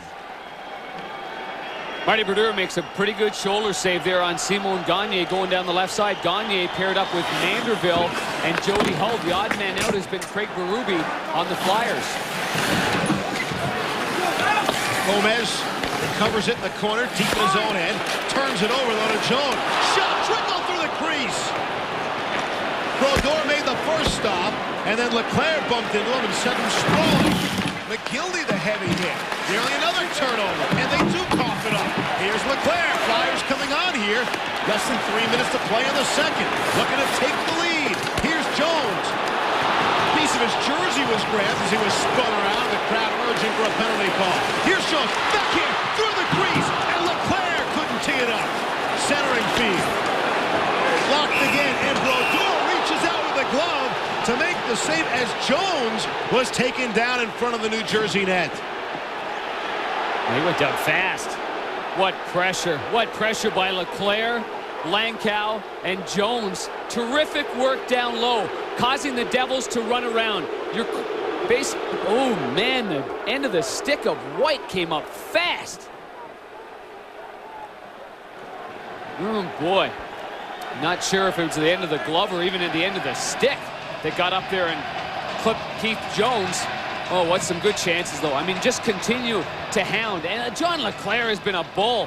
He's going to have to be careful, though, around that net because of the goal that happened. And I'm sure the Devils are saying, hey, this no accident that Johnny keeps running into our goaltender here. I mean, the defenseman can give this big fella a nudge. It doesn't mean he has to continue to follow through and go into Brodeur. But he has been a menace in front of that net. Richardson off the face-off win. Brodeur never saw that. Fortunately, it went wide off the clean face-off win by the Flyers. Brian Boucher will slap it around with authority. Right to Elias. Sikora turnaround. Tip shot is stopped by Boucher. Arnott got the shot away. Recchi trying to break free. Can't. Here's Richardson now at center. Off the board, trying to set Tocchet up. Instead, it runs for Recchi. Centering feed. Stopped by Brodeur with Primo on the doorstep. Here's Richardson from the angle. Right to the corner. Recchi the shot. From an even worse angle. Stopped by Brodeur and wrapped around and out of the zone. Tipped out by Sikora. And the Flyers coming on. This is the old lunch bucket mentality, and it's back for the Philadelphia Flyers. They have really regrouped since the injury to Lindros. Lemieux was onside, but couldn't make something out of that. And it's back inside the New Jersey end. Flyers are forechecking hard here. It's back to center. They'll try it again as Mandeville shoots in. Leaves left for Rafalski of the Devils. Jersey has just 13 shots on goal. The same amount of shots the Flyers had in all of Game 6. Here's Gagne's shot. Oh, the glove save by Brodeur. And he shows it to anyone who cares to take a look. Because of the injury to Eric, Simon Gagne has been one player that has benefited ice time-wise anyway, because he's been moving up there, and he's been playing real well here in the second period. He flew down the left side earlier in the period. Now he flies down the right side after he takes advantage of a Bobby Holik shot on goal that was blocked. Now he tries to go high to the glove side. Marty Brodeur is going to snap that up any day of the week right there. Marty's so far out, covering up the angle. The save that he made before was off that same right shoulder, so Simon Gagne's got it in his mind that if he's going to beat Brodeur, he's going to go up high over the glove. Langkow and Madden will take this face-off. And Philadelphia gets possession. Here's Leclerc now on his backhand. Niedermeyer on a hold of him. Jones back on the ice for Langkow. Langkow for Leclerc, couldn't tee it up. Langkow on the backhand. Final minute of play. In period number 2, we're tied at 1 for the right to play for the Stanley Cup. Good body work there at the Jersey blue line, and it's clear. Kelly will shoot in. Shots on goal. All Philadelphia. And the Flyers come back for more. Here's Leclerc. Blocked, broken up, and cleared. We mentioned the shots. It's the first time in 15 periods Philadelphia has had more than 10 shots on goal in a period.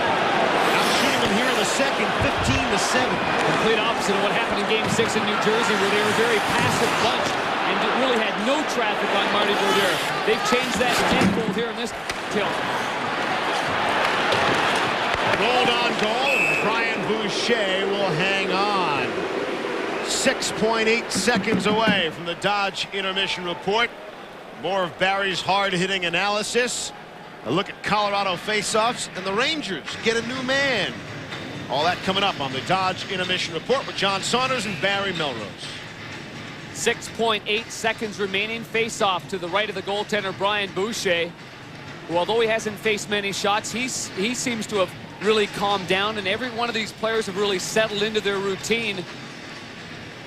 And I've been impressed by the way in which the Flyers have played this hockey game and really helping out Brian Boucher as well defensively, making sure that he's not being left all alone in a pressure-filled situation on home ice.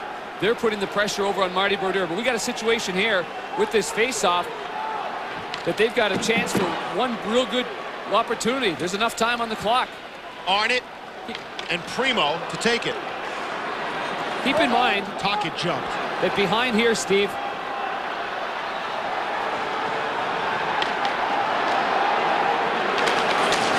drop it. McGillis on it and able to clear. Here's Sikora now, deep in his own end, and the horn sounds. Ending period number 2. Rick Tocchet has the only goal of the period. We're tied at 1 for a fantastic finish. But first, John and Barry. Saying we're not a fantastic finish. It kind of sounded like they're in the Dodge intermission report. 199 games these two teams have combined. It's going to come down to these final few minutes of the game. But when you look at Philadelphia, it seems like they play better with a purpose or controversy. We've been talking about this since the series started, since the playoffs started. This is a special group the Flyers have. They talk about how close it is. Just like the 70s, this unit just plays better when their backs to the wall. The Pittsburgh series, they go in, win 2 games in Pittsburgh. And it was almost like when they came out in the second period, they said, look, Eric isn't going to be here to win it for us. It's up to this group on the ice right here. Leclerc's played his best game in 3 games. Recchi, Primo, all those guys that played so well earlier in the series are back. And they all work New Jersey there. They should be winning this game 2-1, 3-1. So they got to do it again for 20 more minutes, John. Yeah, 15 shots in that period. They have not been doing that the last 3 games. As we continue with the Dodge intermission report, we'll continue out west again and get you ready for that game number 7. Should be a great one between Colorado and Dallas.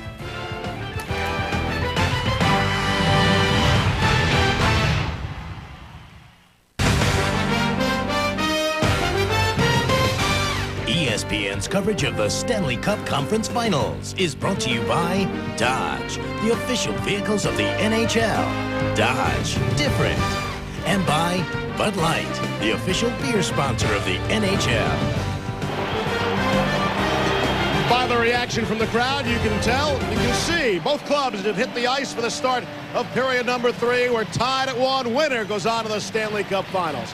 Back at the First Union Center, Steve Levy alongside Darren Pang. For the 3rd time in the last 4 games, we enter the 3rd tied at 1. The Flyers without Eric Lindros, this is something they've been through before. They've had the hat trick of centermen that have been crushed in the playoffs so far. Unfortunately for the Flyers, they always seem to rebound, but you go back to that Pittsburgh series, Bobby Bugner laying out Keith Primo. He lasted 18 seconds in that hockey game. And then, of course, in this series, Scott Stevens and Damon Lankow, all through the middle of the ice. Tonight, this crushing and devastating blow to Eric Lindros. Somehow, the Philadelphia Flyers managed to regroup inside that locker room and play hard and play together. And they just had a heck of a second period. I'm sure Scott Stevens wasn't happy about the way the Flyers took it to the Devils in that period. It's kind of strange to say, but Philadelphia is really experienced in that area. And that experience can actually help them. Certainly helped them in the second and can help them here in the 3rd. A team that had not lost a big player on a big hit like that might have problems dealing with it. Philadelphia shouldn't. As John and Barry said at the end of the second, they seem to play their best when things are going the worst.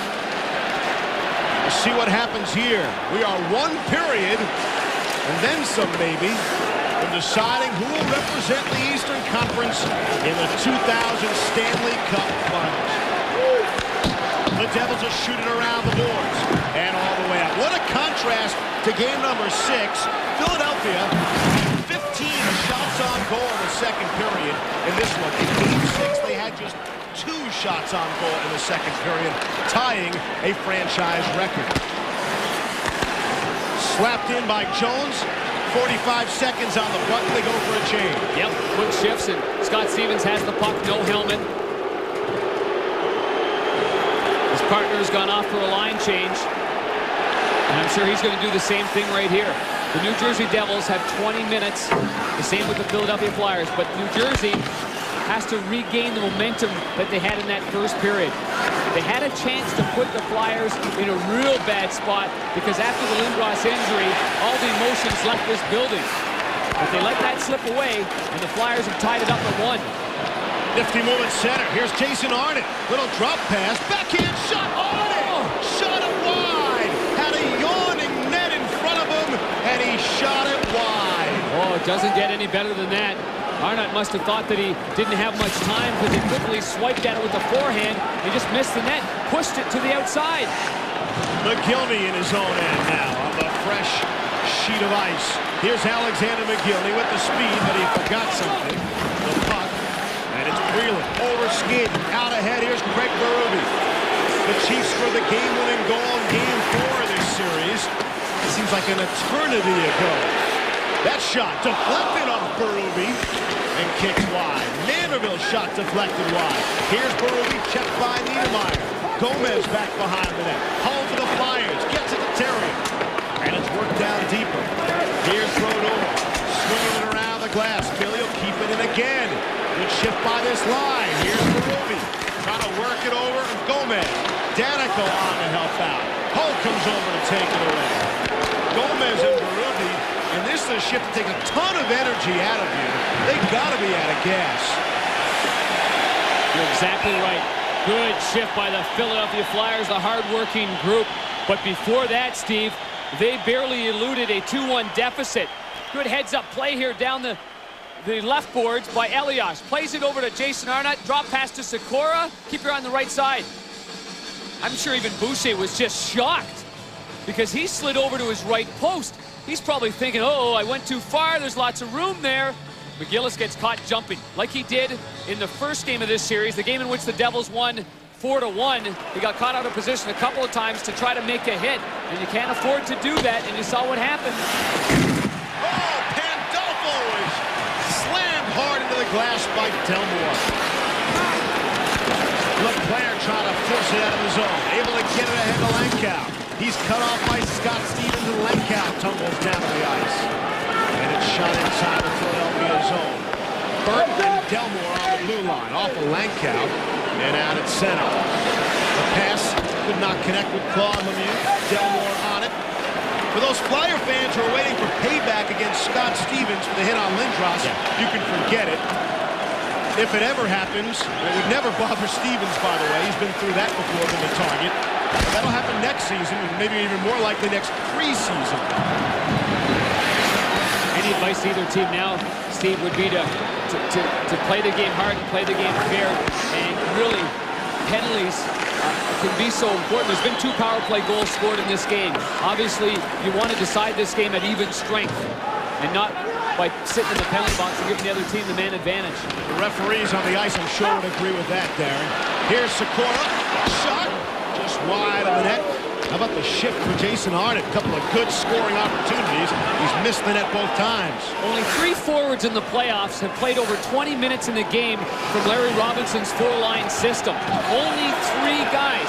In the 2 games in which he had 2 forwards in one game and 1 in the last game, they've gone 2-0. I mean, look for Larry Robinson to shorten up this bench in the 3rd period. Wrapped around the boards.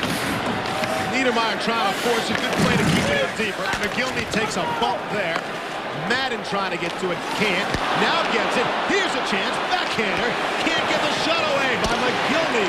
Trying to tee it up, and he was checked immediately by the Flyers. Here's Gomez with a step from the angle. And a stick save by Brian Boucher. Which team regrouped at the end of 40 minutes? The Devils regrouped in their locker room, and the Flyers have to get back to that lunch bucket mentality, get the puck in deep again, and put some pressure on New Jersey. Here's Danico off the boards. Onside. McGillney from the angle. Trying to get away from the Delmore check. He's 1-on-5. Now getting some help. Here's Breland. Trying to center for Niedermeyer. It was knocked away by Lankow. Up to Stevens towards the front of the net. It's blocked out. And Chris Therien has for the Flyers. Therien can't connect on his pass. And it's batted out of midair all the way down into the Jersey end. More than 5 minutes into period number 3. Tied at 1. Winner gets the right to play for the Stanley Cup. Claude Lemieux is banged there by Dan McGillis. What a stand-up play by McGillis. Good assertive play on a guy you don't want to give much room. This juncture of the game, Lemieux's been a big-time scorer as he showed in Game 6 and scored the first goal of that game. McGillis has the puck at center, across the red line, and fires it right back in. Recchi keeps it in deep. Rafalski turning on it. And he'll push it out to center. Icing will be called. Luke Richardson touches up. 6 minutes in to period number 3. We're tied at 1. Oh, boy. Fans are getting into it because of this hit here. There's been very little for them to cheer about, but McGillis, who stepped up on this shift before, stands up here on Lemieux. A smart play by McGillis because Lemieux doesn't have any support right there. So McGillis isn't putting himself out of position. Lemieux's looking for his twig, though. He's got his stick on the bench, and he wants it back, too. Remember in game 1, McGillis was told by the coaches, I mean, you can't jump up in the neutral zone like that. Not now. These players here like Jason Arnott and Sikora and Elias, and you go on and on with the list of players they have offensively, they're going to burn you. And so McGillis learned his lesson, and he really tightened things up. And he's been a horse with Richardson on the blue line. They've been really effective. Primo and Arnott, lost shot right on! And a save by Brodeur. Recchi got it up high on Brodeur, and he was able to make the save without a rebound. We're still tied at 1. The stories of this game, Eric Lindros knocked out of the game by Scott Stevens. That was just after Patrick Elias had scored in the first, Rick Tocchet in the second, and welcome to 13:58 left in the third, tied at 1. Face-off, and it goes to New Jersey as Claude Lemieux moves it ahead. Freeland inside the zone now. One arms it to Claude Lemieux. This is his time of the season, his time of the game. Nobody knows the calendar the way Claude Lemieux does. And oh, by the way, unrestricted free agent at the end of this season, whenever this season comes to an end. He got a taste of playoff hockey his rookie year, and in 20 games he scored a whopping 10 goals in '86, and they won the Cup in Montreal. Icing called, 13:23 left in the third. One more time to Al Morganti for the latest on Eric Lindros. Thanks, Steve. The Flyers bench without Eric Lindros, of course, as they will be presumably for the rest of these playoffs, however long they go through them. Eric Lindros has gone to a local hospital for testing. He left shortly after he suffered that big hit from Scott Stevens. He was not in uniform when he left. He did walk off on his own power, so he is at a local hospital undergoing testing. We should find out something further after the game. Steve? All right, Al, thanks. You saw the numbers with and without Lindros. That's obviously an aberration. There is no way the Flyers can possibly be better without Eric Lindros in the lineup, despite what those numbers say. It's not possible. As a team, there was a coming together period, and that's where we stand right now, and that's why the Flyers are here. It hasn't been, all due respect to Eric, he has not been around for some 75 playing days. So it's been about the team coming together as a team. But you're right, individually, there are a few better in the league than Eric Lindros, and obviously, Eric, our heart goes out to you in hopes that everything's okay. Inside the Philadelphia end. Knocked right back out. Here's Rafalski, chopped out by Primo. Here's Tocchet with some speed and across the line. They're just onside. And it doesn't work out the way Philadelphia at home. They'll try it again with Richardson leading the attack. Off the Recchi's stick as he was chopped at by Arnott. Recchi will try it again. Shoots in softly. We've seen a couple of different teams here in Philadelphia. We've seen a real good, tenacious forecheck in the second, and then we've seen, some unsuccessful styles of play. They got to get back to the dirty work. Here's Claude Lemieux's got a lane, lets it go, and ripped it on the far side. Up for John Leclerc. His pass too far. Malakoff picks it off, puts it the other way. Flyers jump right back on it and lose to the Devils inside the zone. And we get a whistle. Malakoff is down on the ice, covering up his face. And medical attention comes rushing over from the New Jersey bench. It looks like a stick of Damon Langhaus had come up, Steve. And even though Malakoff wears the half visor on his helmet, that stick came up from underneath, and Langhaus is a much smaller player, and he's following through on the pass and in the follow-through motion, as we've seen before in this playoff series, with Martin Brodeur behind the net. It is a follow-through on a passing situation, so they would not call that a minor penalty. Anyway, more down ice level. Darryl Ray. Darren, you were talking about the Flyer forecheck, and really it's their calling card. And in this Stanley Cup spotlight, we focus on the important guy on it, the first guy and first man penetration. The key guy is the first guy in. Here's how it doesn't work well. If the first guy in doesn't take the body on the man with the puck, then one guy can beat two guys with one pass. That's what they do there. It's an easy exit. Again, first guy in, Manderville doesn't take the body. They swing around it, and out they go. Here's a good one. Gagne comes in, eliminates his man in behind the net. They have a second guy there to contain. It got better as the second period went along, but it's been kind of hit and miss as this game has gone along. Worst case scenario, one pass beats two guys. Absolutely. And you're seeing that in the other series with the Colorado Avalanche and with the Dallas Stars. That first guy is so important. Everybody else is contained, and they're looking for that first guy. There's a lot of pressure on that first guy to go in there. In the last couple of games, Philadelphia hasn't had that tenacity on the forecheck, whereas the New Jersey Devils, they have had it. There was no penalty on that play that put Malakoff down. And I believe he headed to the dressing room for medical attention. Likely to be back. And the Devils come away with Bobby Holik, the rangy center, finds Dave Pandolfo, shoots it, and Brian Boucher will hang on with Holik in his face. Darren, you mentioned Colorado and Dallas. Well, tomorrow, our exclusive coverage of the Western Conference Finals will continue and will end. It's Game 7. It's gotta end. The Avs and the Stars from Big D at 7 Eastern, 4 Pacific, exclusively here on ESPN. Winner there plays the winner here, and it might actually be right here in Philadelphia for Game 1 on Tuesday night, unless the Devils win, in which case they'll play it on Jersey ice. That's what it's all about, too. The two goaltenders this late. That's my thought process anyway, but... Shot is blocked. Sikora, another shot blocked. And the Flyers come away with Tocchet.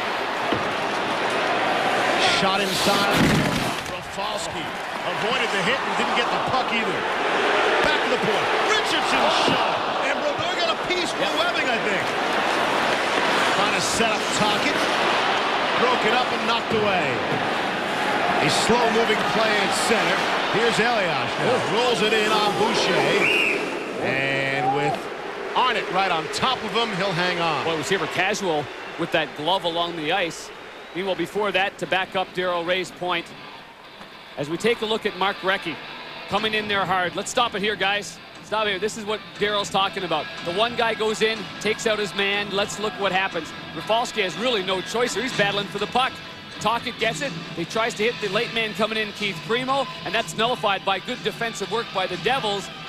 Mark Recchi has that kind of speed, though, to get in there, and he can be a little pit bull as well. A very tenacious hockey player to go along with his world-class skills. You saw the shots. Devils look to add to their total right here. They won't because it missed the net. And it's come up the near side. Mandeville hit by McGillney right in the line of Kevin Collins. Niedermeyer turned it over to Mandeville. Back behind the net. Pretty good hold over there, and it squirted free to Colin White. Headman pass too far for John Madden. Gets it now. McGillney and Delmore to the corner. Right there. Devils trying to keep it in. Here's McGillney. Delmore spins him around, and McGillney the whack on Adam Burt. You could hear that across the street of the Spectrum. Here's Gagne. Niedermeyer rubs him out. Madden will pick up the loose puck. Finds Scott Niedermeyer. Smart play by Madden. It looked like he was going to try to make a long 60-foot pass to McGillney. That'd be an easy defensive play for the Flyers. Instead, he just went to his defenseman, Scott Niedermeyer. Danico hit by Leclerc and put it into the crowd, the second row, with 10:01 exactly to go in the third. I was just going to say, the last series John Leclerc went without scoring a goal is the '97 finals.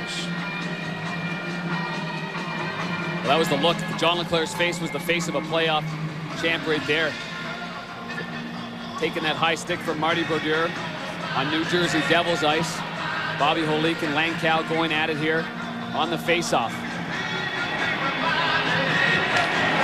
Off the faceoff, won by the Flyers.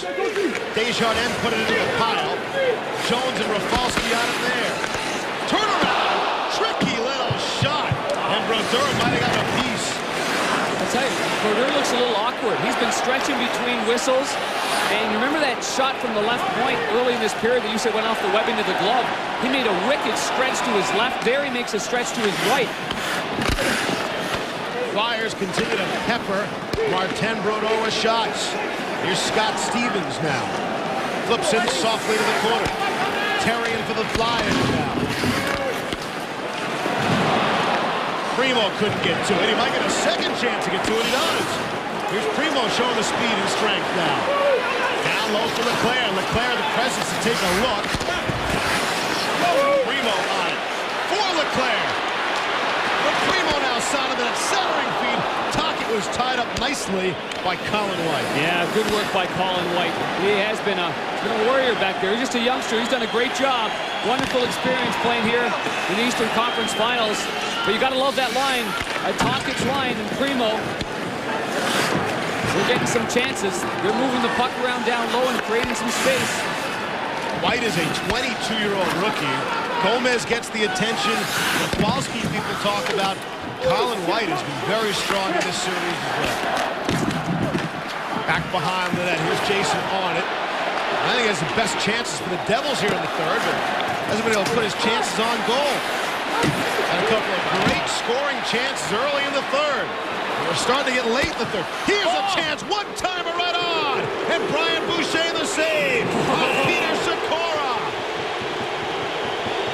Speaking about rookies, Brian Boucher will keep this a 1-1 hockey game with 8:12 to play here in the third. Both goalies getting it done. A look at Philadelphia. It should be noted the city decided not to put the big Flyer jersey on the statue of William Penn in downtown. I think they might just wait until they get, or if they get, to the Stanley Cup Finals. Politicians involved didn't want to take a chance on jinxing the Flyers here in Game 7 tonight. Headman pass from Manderville, couldn't get to it. Niedermeyer being with the puck. Terrian back behind his own net. Eric Desjardins. Gomez. They battle forward at center. And it's cleared in. Look at the key offensive defensemen for the two teams. Desjardins and Niedermeyer, respectively, have not done much offensively in this series. Both have come under some fire in their respective cities. But Philadelphia... The main thing, though, is not by their teammates. Right. Neither one of them. But in Philadelphia, they were pushing Desjardins for Norris Trophy title season. Of course, that's based on regular season, and things are that much tougher here in the playoffs. Here's Langkow. Centering feed through to Craig Berube, and he fanned on it. Here's John Leclaire. Good point. Check. Here's Langkow with some time and space. White now comes over to Green. Here's Colin White. Oh, good play by Holik to take out his man, and that allows the Devils to come out. Here's Stevens, shot off the ankle of Delmore, and the Flyers come away. Gagne is stood up nicely and then sent down nicely by Bobby Holik. Talk about pressure. This might be a next goal wins. Next goal goes to the Stanley Cup Finals. 6.5 to play. Regulation time. The decisive Game 7. Only the 95th in Stanley Cup playoff history. Witnessing something special here tonight. Sikora shoots in now. 2-on-2. Along the wall. Squirts free for McGillis of the Flyers. Off the sideboards to Tocchet. Pass a bit too hard for Recchi to handle. And Sikora comes away. Big unit out there for New Jersey. Here's Arnott. Rips one off Desjardins. And into the crowd. 5:57 left in the third. Tied at 1. Back in Philadelphia, our Bud Light Stanley Cup summary. Look out west. Game 7 records for the franchise from Colorado Dallas. How about Chris Drury? A feed from Ray Bourque last night, and the playoffs and the best road record. The two road teams here tonight, Philadelphia and New Jersey. Drury, of course, went to BU, watching Ray Bourque all those years. Now teammates with Colorado. Those the two goal scorers last night for the Avalanche, forcing their Game 7 exclusively here tomorrow night on ESPN at 7 Eastern from Reunion. Gary, Bill, and Brian will have the call of that one for on ESPN. 5:40 to go here in the third. Here's Recchi and across the line. Glove down by Danico. He looks to play it behind the net. Recchi's got 4 shots on goal in this game after not registering a single shot on goal in game number 6. First time in the postseason Recchi's got a game without a shot on goal. The second leading scorer in the postseason, behind only Brett Hull of Dallas. Niedermeyer on it now. Here's Madden. Turns it over to Burton to Leclerc. Trying to get it through to Lankow. It just went off Niedermeyer's skate. Here's Jones. Lankow all by himself. Could have come out in front of the net if he wanted to. Delmore's shot. Blocked by Madden. And he chops it out of the zone. Interesting decision there by Lankow. And Lankow loses it now and puts it in on his own goalie, Brian Boucher. And then Lankow, obviously frustrated, goes after the Devil involved. Let's go back to how we've gotten to where we are right now in this Game 7 scenario. In the first period, on the power play, the New Jersey Devils with some solid puck work. Elias scores to make it 1-0. Not a minute later, Eric Lindros tries to go through 4 New Jersey Devils, and this is the end result. A shoulder, the left shoulder of Scott Stevens, obviously knocking Lindros out of this game. But the Philadelphia Flyers regroup as a squad, as they have done so many times, and brought the emotion back into this building to tie the game up at 1-1. Crashing the net, going hard, Leclerc doing the dirty work. I tell you, in this period, though, the one guy I've been impressed with has been on the New Jersey Devils. Bobby Holik has had a real strong last 5 or 6 minutes of play for the New Jersey Devils. Steve, he has been hitting guys. Defensively, he's been making plays. And the reason why Lankow was out of gas and chipped the puck to his goaltender, Boucher, because he got clocked at the hash marks to the right of Marty Brodeur by Bobby Holik. And Holik is one big, strong man if he puts his mind to it. Devils beat Florida in 4, beat Toronto in 6 to get here. Philadelphia beat Buffalo in 5 and Pittsburgh in 6. And here they are in a Game 7. You win and you're in the Stanley Cup Finals. Tocchet, good board work there. Primo down deep. Malikov, the only player there to get to it, and he plays for New Jersey. Rolls into the Flyer end. Gillis on it. It's back out to center. Stevens jumps up. Here's Recchi with speed to the neutral zone. Mark Recchi's shot blocked by Malikov. Might have rolled up his stick and caught him in the face. Malikov has the presence to keep on playing, though, as he's trying to shake it off now. And it's put in to the Devil bench with 4:03 left in the third. Malikov has taken a high stick on a follow-through from a passing attempt by one of the Flyers. I thought it was Lankow, so he's cut up, went to the locker room for stitches from their medical staff. And then he comes out now, and not getting any prettier for Malikov. He puts the stick in the shooting lane. The puck caroms off the heel of his stick, right up again underneath the big fella. This shot by Recchi is not a bad choice. And I'm not talking about it hitting the stick and hitting Malikov. At this time, 4 minutes left, every puck on net has the potential to go in the net. This kind of action will certainly test your nerves. Both teams have to be feeling it, both organizations and the fans of both of these franchises going through it. Here's Claude Lemieux. He'll shoot to the corner. Back behind it at Freeland. Here's Holik trying to get his stick free from Delmore. Mandeville able to get it ahead to center. Off the boards and out by Danico. When you play Game 7, it's automatically a classic. Again, this is only the 95th in history, but 1-1, 3.5 to play in the third for the right to go to the Stanley Cup Finals. And we're going to be on ESPN Classic again.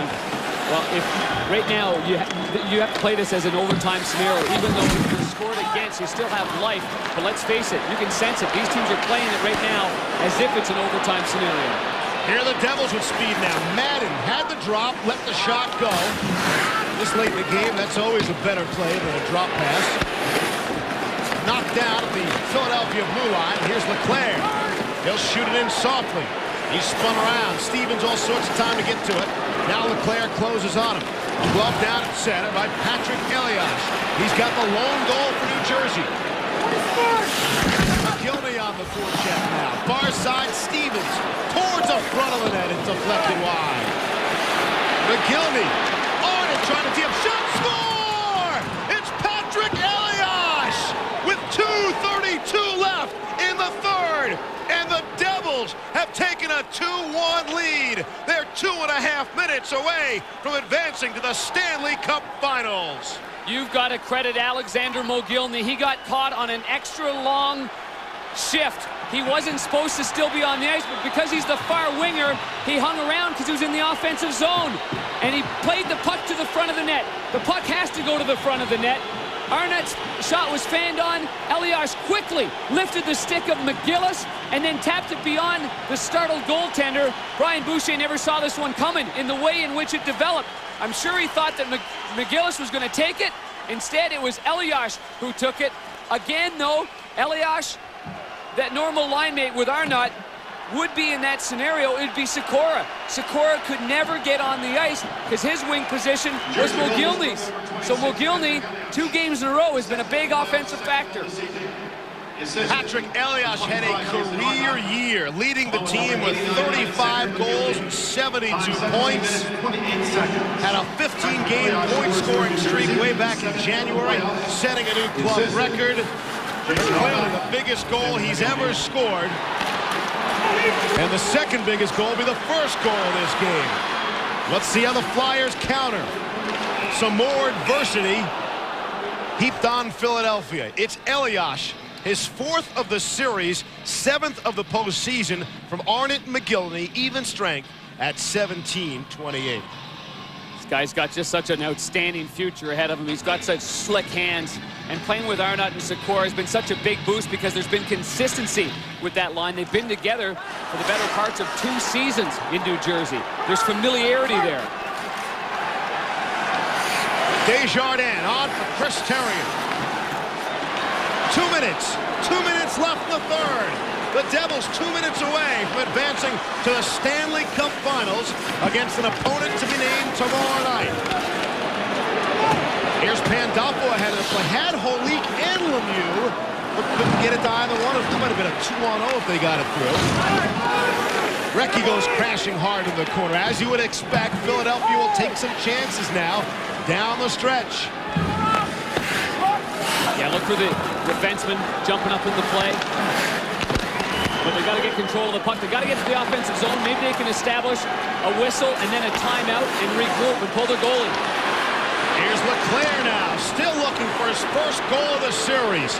Alexander McGillney on the backhand, spins to the forehand, and McGillis gets to it. McGillis and the Flyers have got to go forward so they can get their goaltender off. And there's got to be communication with the bench and the goaltender for him to know when. Here's Leclerc, they're just onside. Delmore's shot, gloved by Stevens. Lenkow pushes it to the corner. Delmore's in deep. Final minute of play.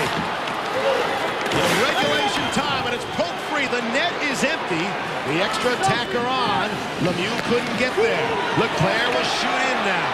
Here's Niedermeyer behind the net. Swings it around. Kept in by Leclerc. Primo goes up along the glass to get to it. Lemieux clobbers Recchi behind the net. Niedermeyer in there as well. Kick free is the helmet, and now the puck. 20 seconds left. Here's Gagne for Primo. Off Niedermeyer. Pandolfo can't get the clear. And a split second to clear it and couldn't. Pile up inside the Devils' zone. Desjardins can't keep it in. 7 seconds left. Terrien from the blue line. Blocker down by Martin Brodeur. And that is it. For the first time since expansion, a team has rallied back from a 3-1 series deficit. After the second round of the playoffs, the New Jersey Devils win 3 straight to end it. They defeat the Flyers here in Philadelphia 2-1, and the Devils are going to the finals. And this guy deserves an awful lot of credit. Larry Robinson, his emotional outburst after a disappointing loss in Game 4. They rallied the troops in Game 5 here, which he called the pivotal game, the huge game. In every single game, their backs were against the wall. There was no tomorrow. And that guy there was a horse. Scott Stevens has been their player. He's epitomized what this team has been with those bone-crushing hits.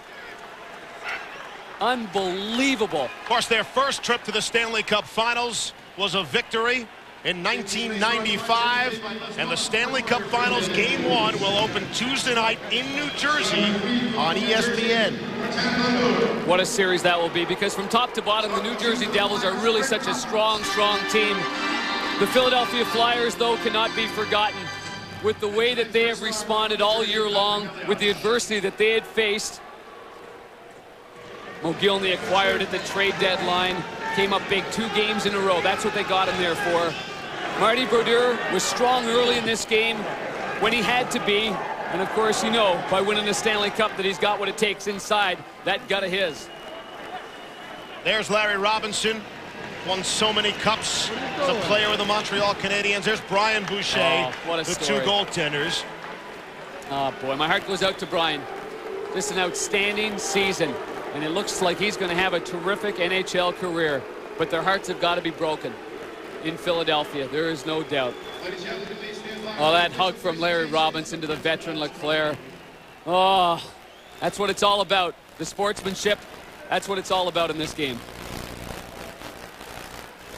The Devils will be awarded the Prince of Wales trophy. Always interesting on a veteran club to see if anyone goes near this piece of hardware. Yep. A lot of times they won't, saying, hey, we don't want this one. It's nice, thanks. We'll take the next one, the Stanley Cup. No, you're exactly right. They seem to be on a very even keel, though. Obviously, you're delighted, you're excited. It's good to be enthused. But they know, too, because they were there in 95, and they won it in 95. And that went 4-0 in 95 against Detroit. And I'm sure that the players that were on that team then will really cherish every moment now, because it does go by so quickly when you win it the first time. Think about where the Devils have come back from. They blew a 3-1 lead in Game 2 of this series. The Flyers won 3 consecutive games, including 2 in New Jersey. And now the Devils have won it in 7. Ice level to Darryl Ray. Thanks, guys. I'm here with Patrick Eliash. Describe the feeling. You guys rally from a 3-1 deficit, and you're heading to the finals. So far, the best feelings of my life. You know, this is a great accomplishment we did. You know, came back from 2 games, you know, back. And, you know, we showed a character on this team. We battled back. We knew if we play our style and play, you know, as hard as we can do it. And we believe in each other, and we did it as a whole team. Talk about your series. You led the team in goal scoring, and your line in particular, Jason Arnott, Peter Sikora, and yourself did an awful lot of damage against the Philadelphia Flyers in the 7 games. Yeah, you know, they did a pretty good job on us couple games, and we knew if we want to, you know, advance to the finals, we had to pick our game up a little bit, and we had to talk our line a little bit, and, you know, we feel very confident to play with each other, and this, you know, we played with a lot of heart, and, you know, show that we can play against anybody. So now we're going to finals, and we got you know, another series to win. Congratulations, Patrick, and good luck in the final. Thank you. Back up to you, Steve. All right, Darryl, thank you. Interesting. Scott Stevens does take the trophy, the Prince of Wales trophy, for winning the Eastern Conference from Bill Daly of the National Hockey League. We'll see how long he hangs on to it. Well, he'll take it, and like so many captains, he'll take it and probably head over to the ice level with the players, and I imagine they'll be fairly calm about this, but it's a great accomplishment. And Scott Stevens knows it. He's been around a long time, 18th year in the National Hockey League, and he was such a big factor in every single series. First series against Florida, he was on the ice primarily against Pavel Bure. They win that one. Second series, he's on the ice against everybody, and his hits were thunderous, and they set a tone.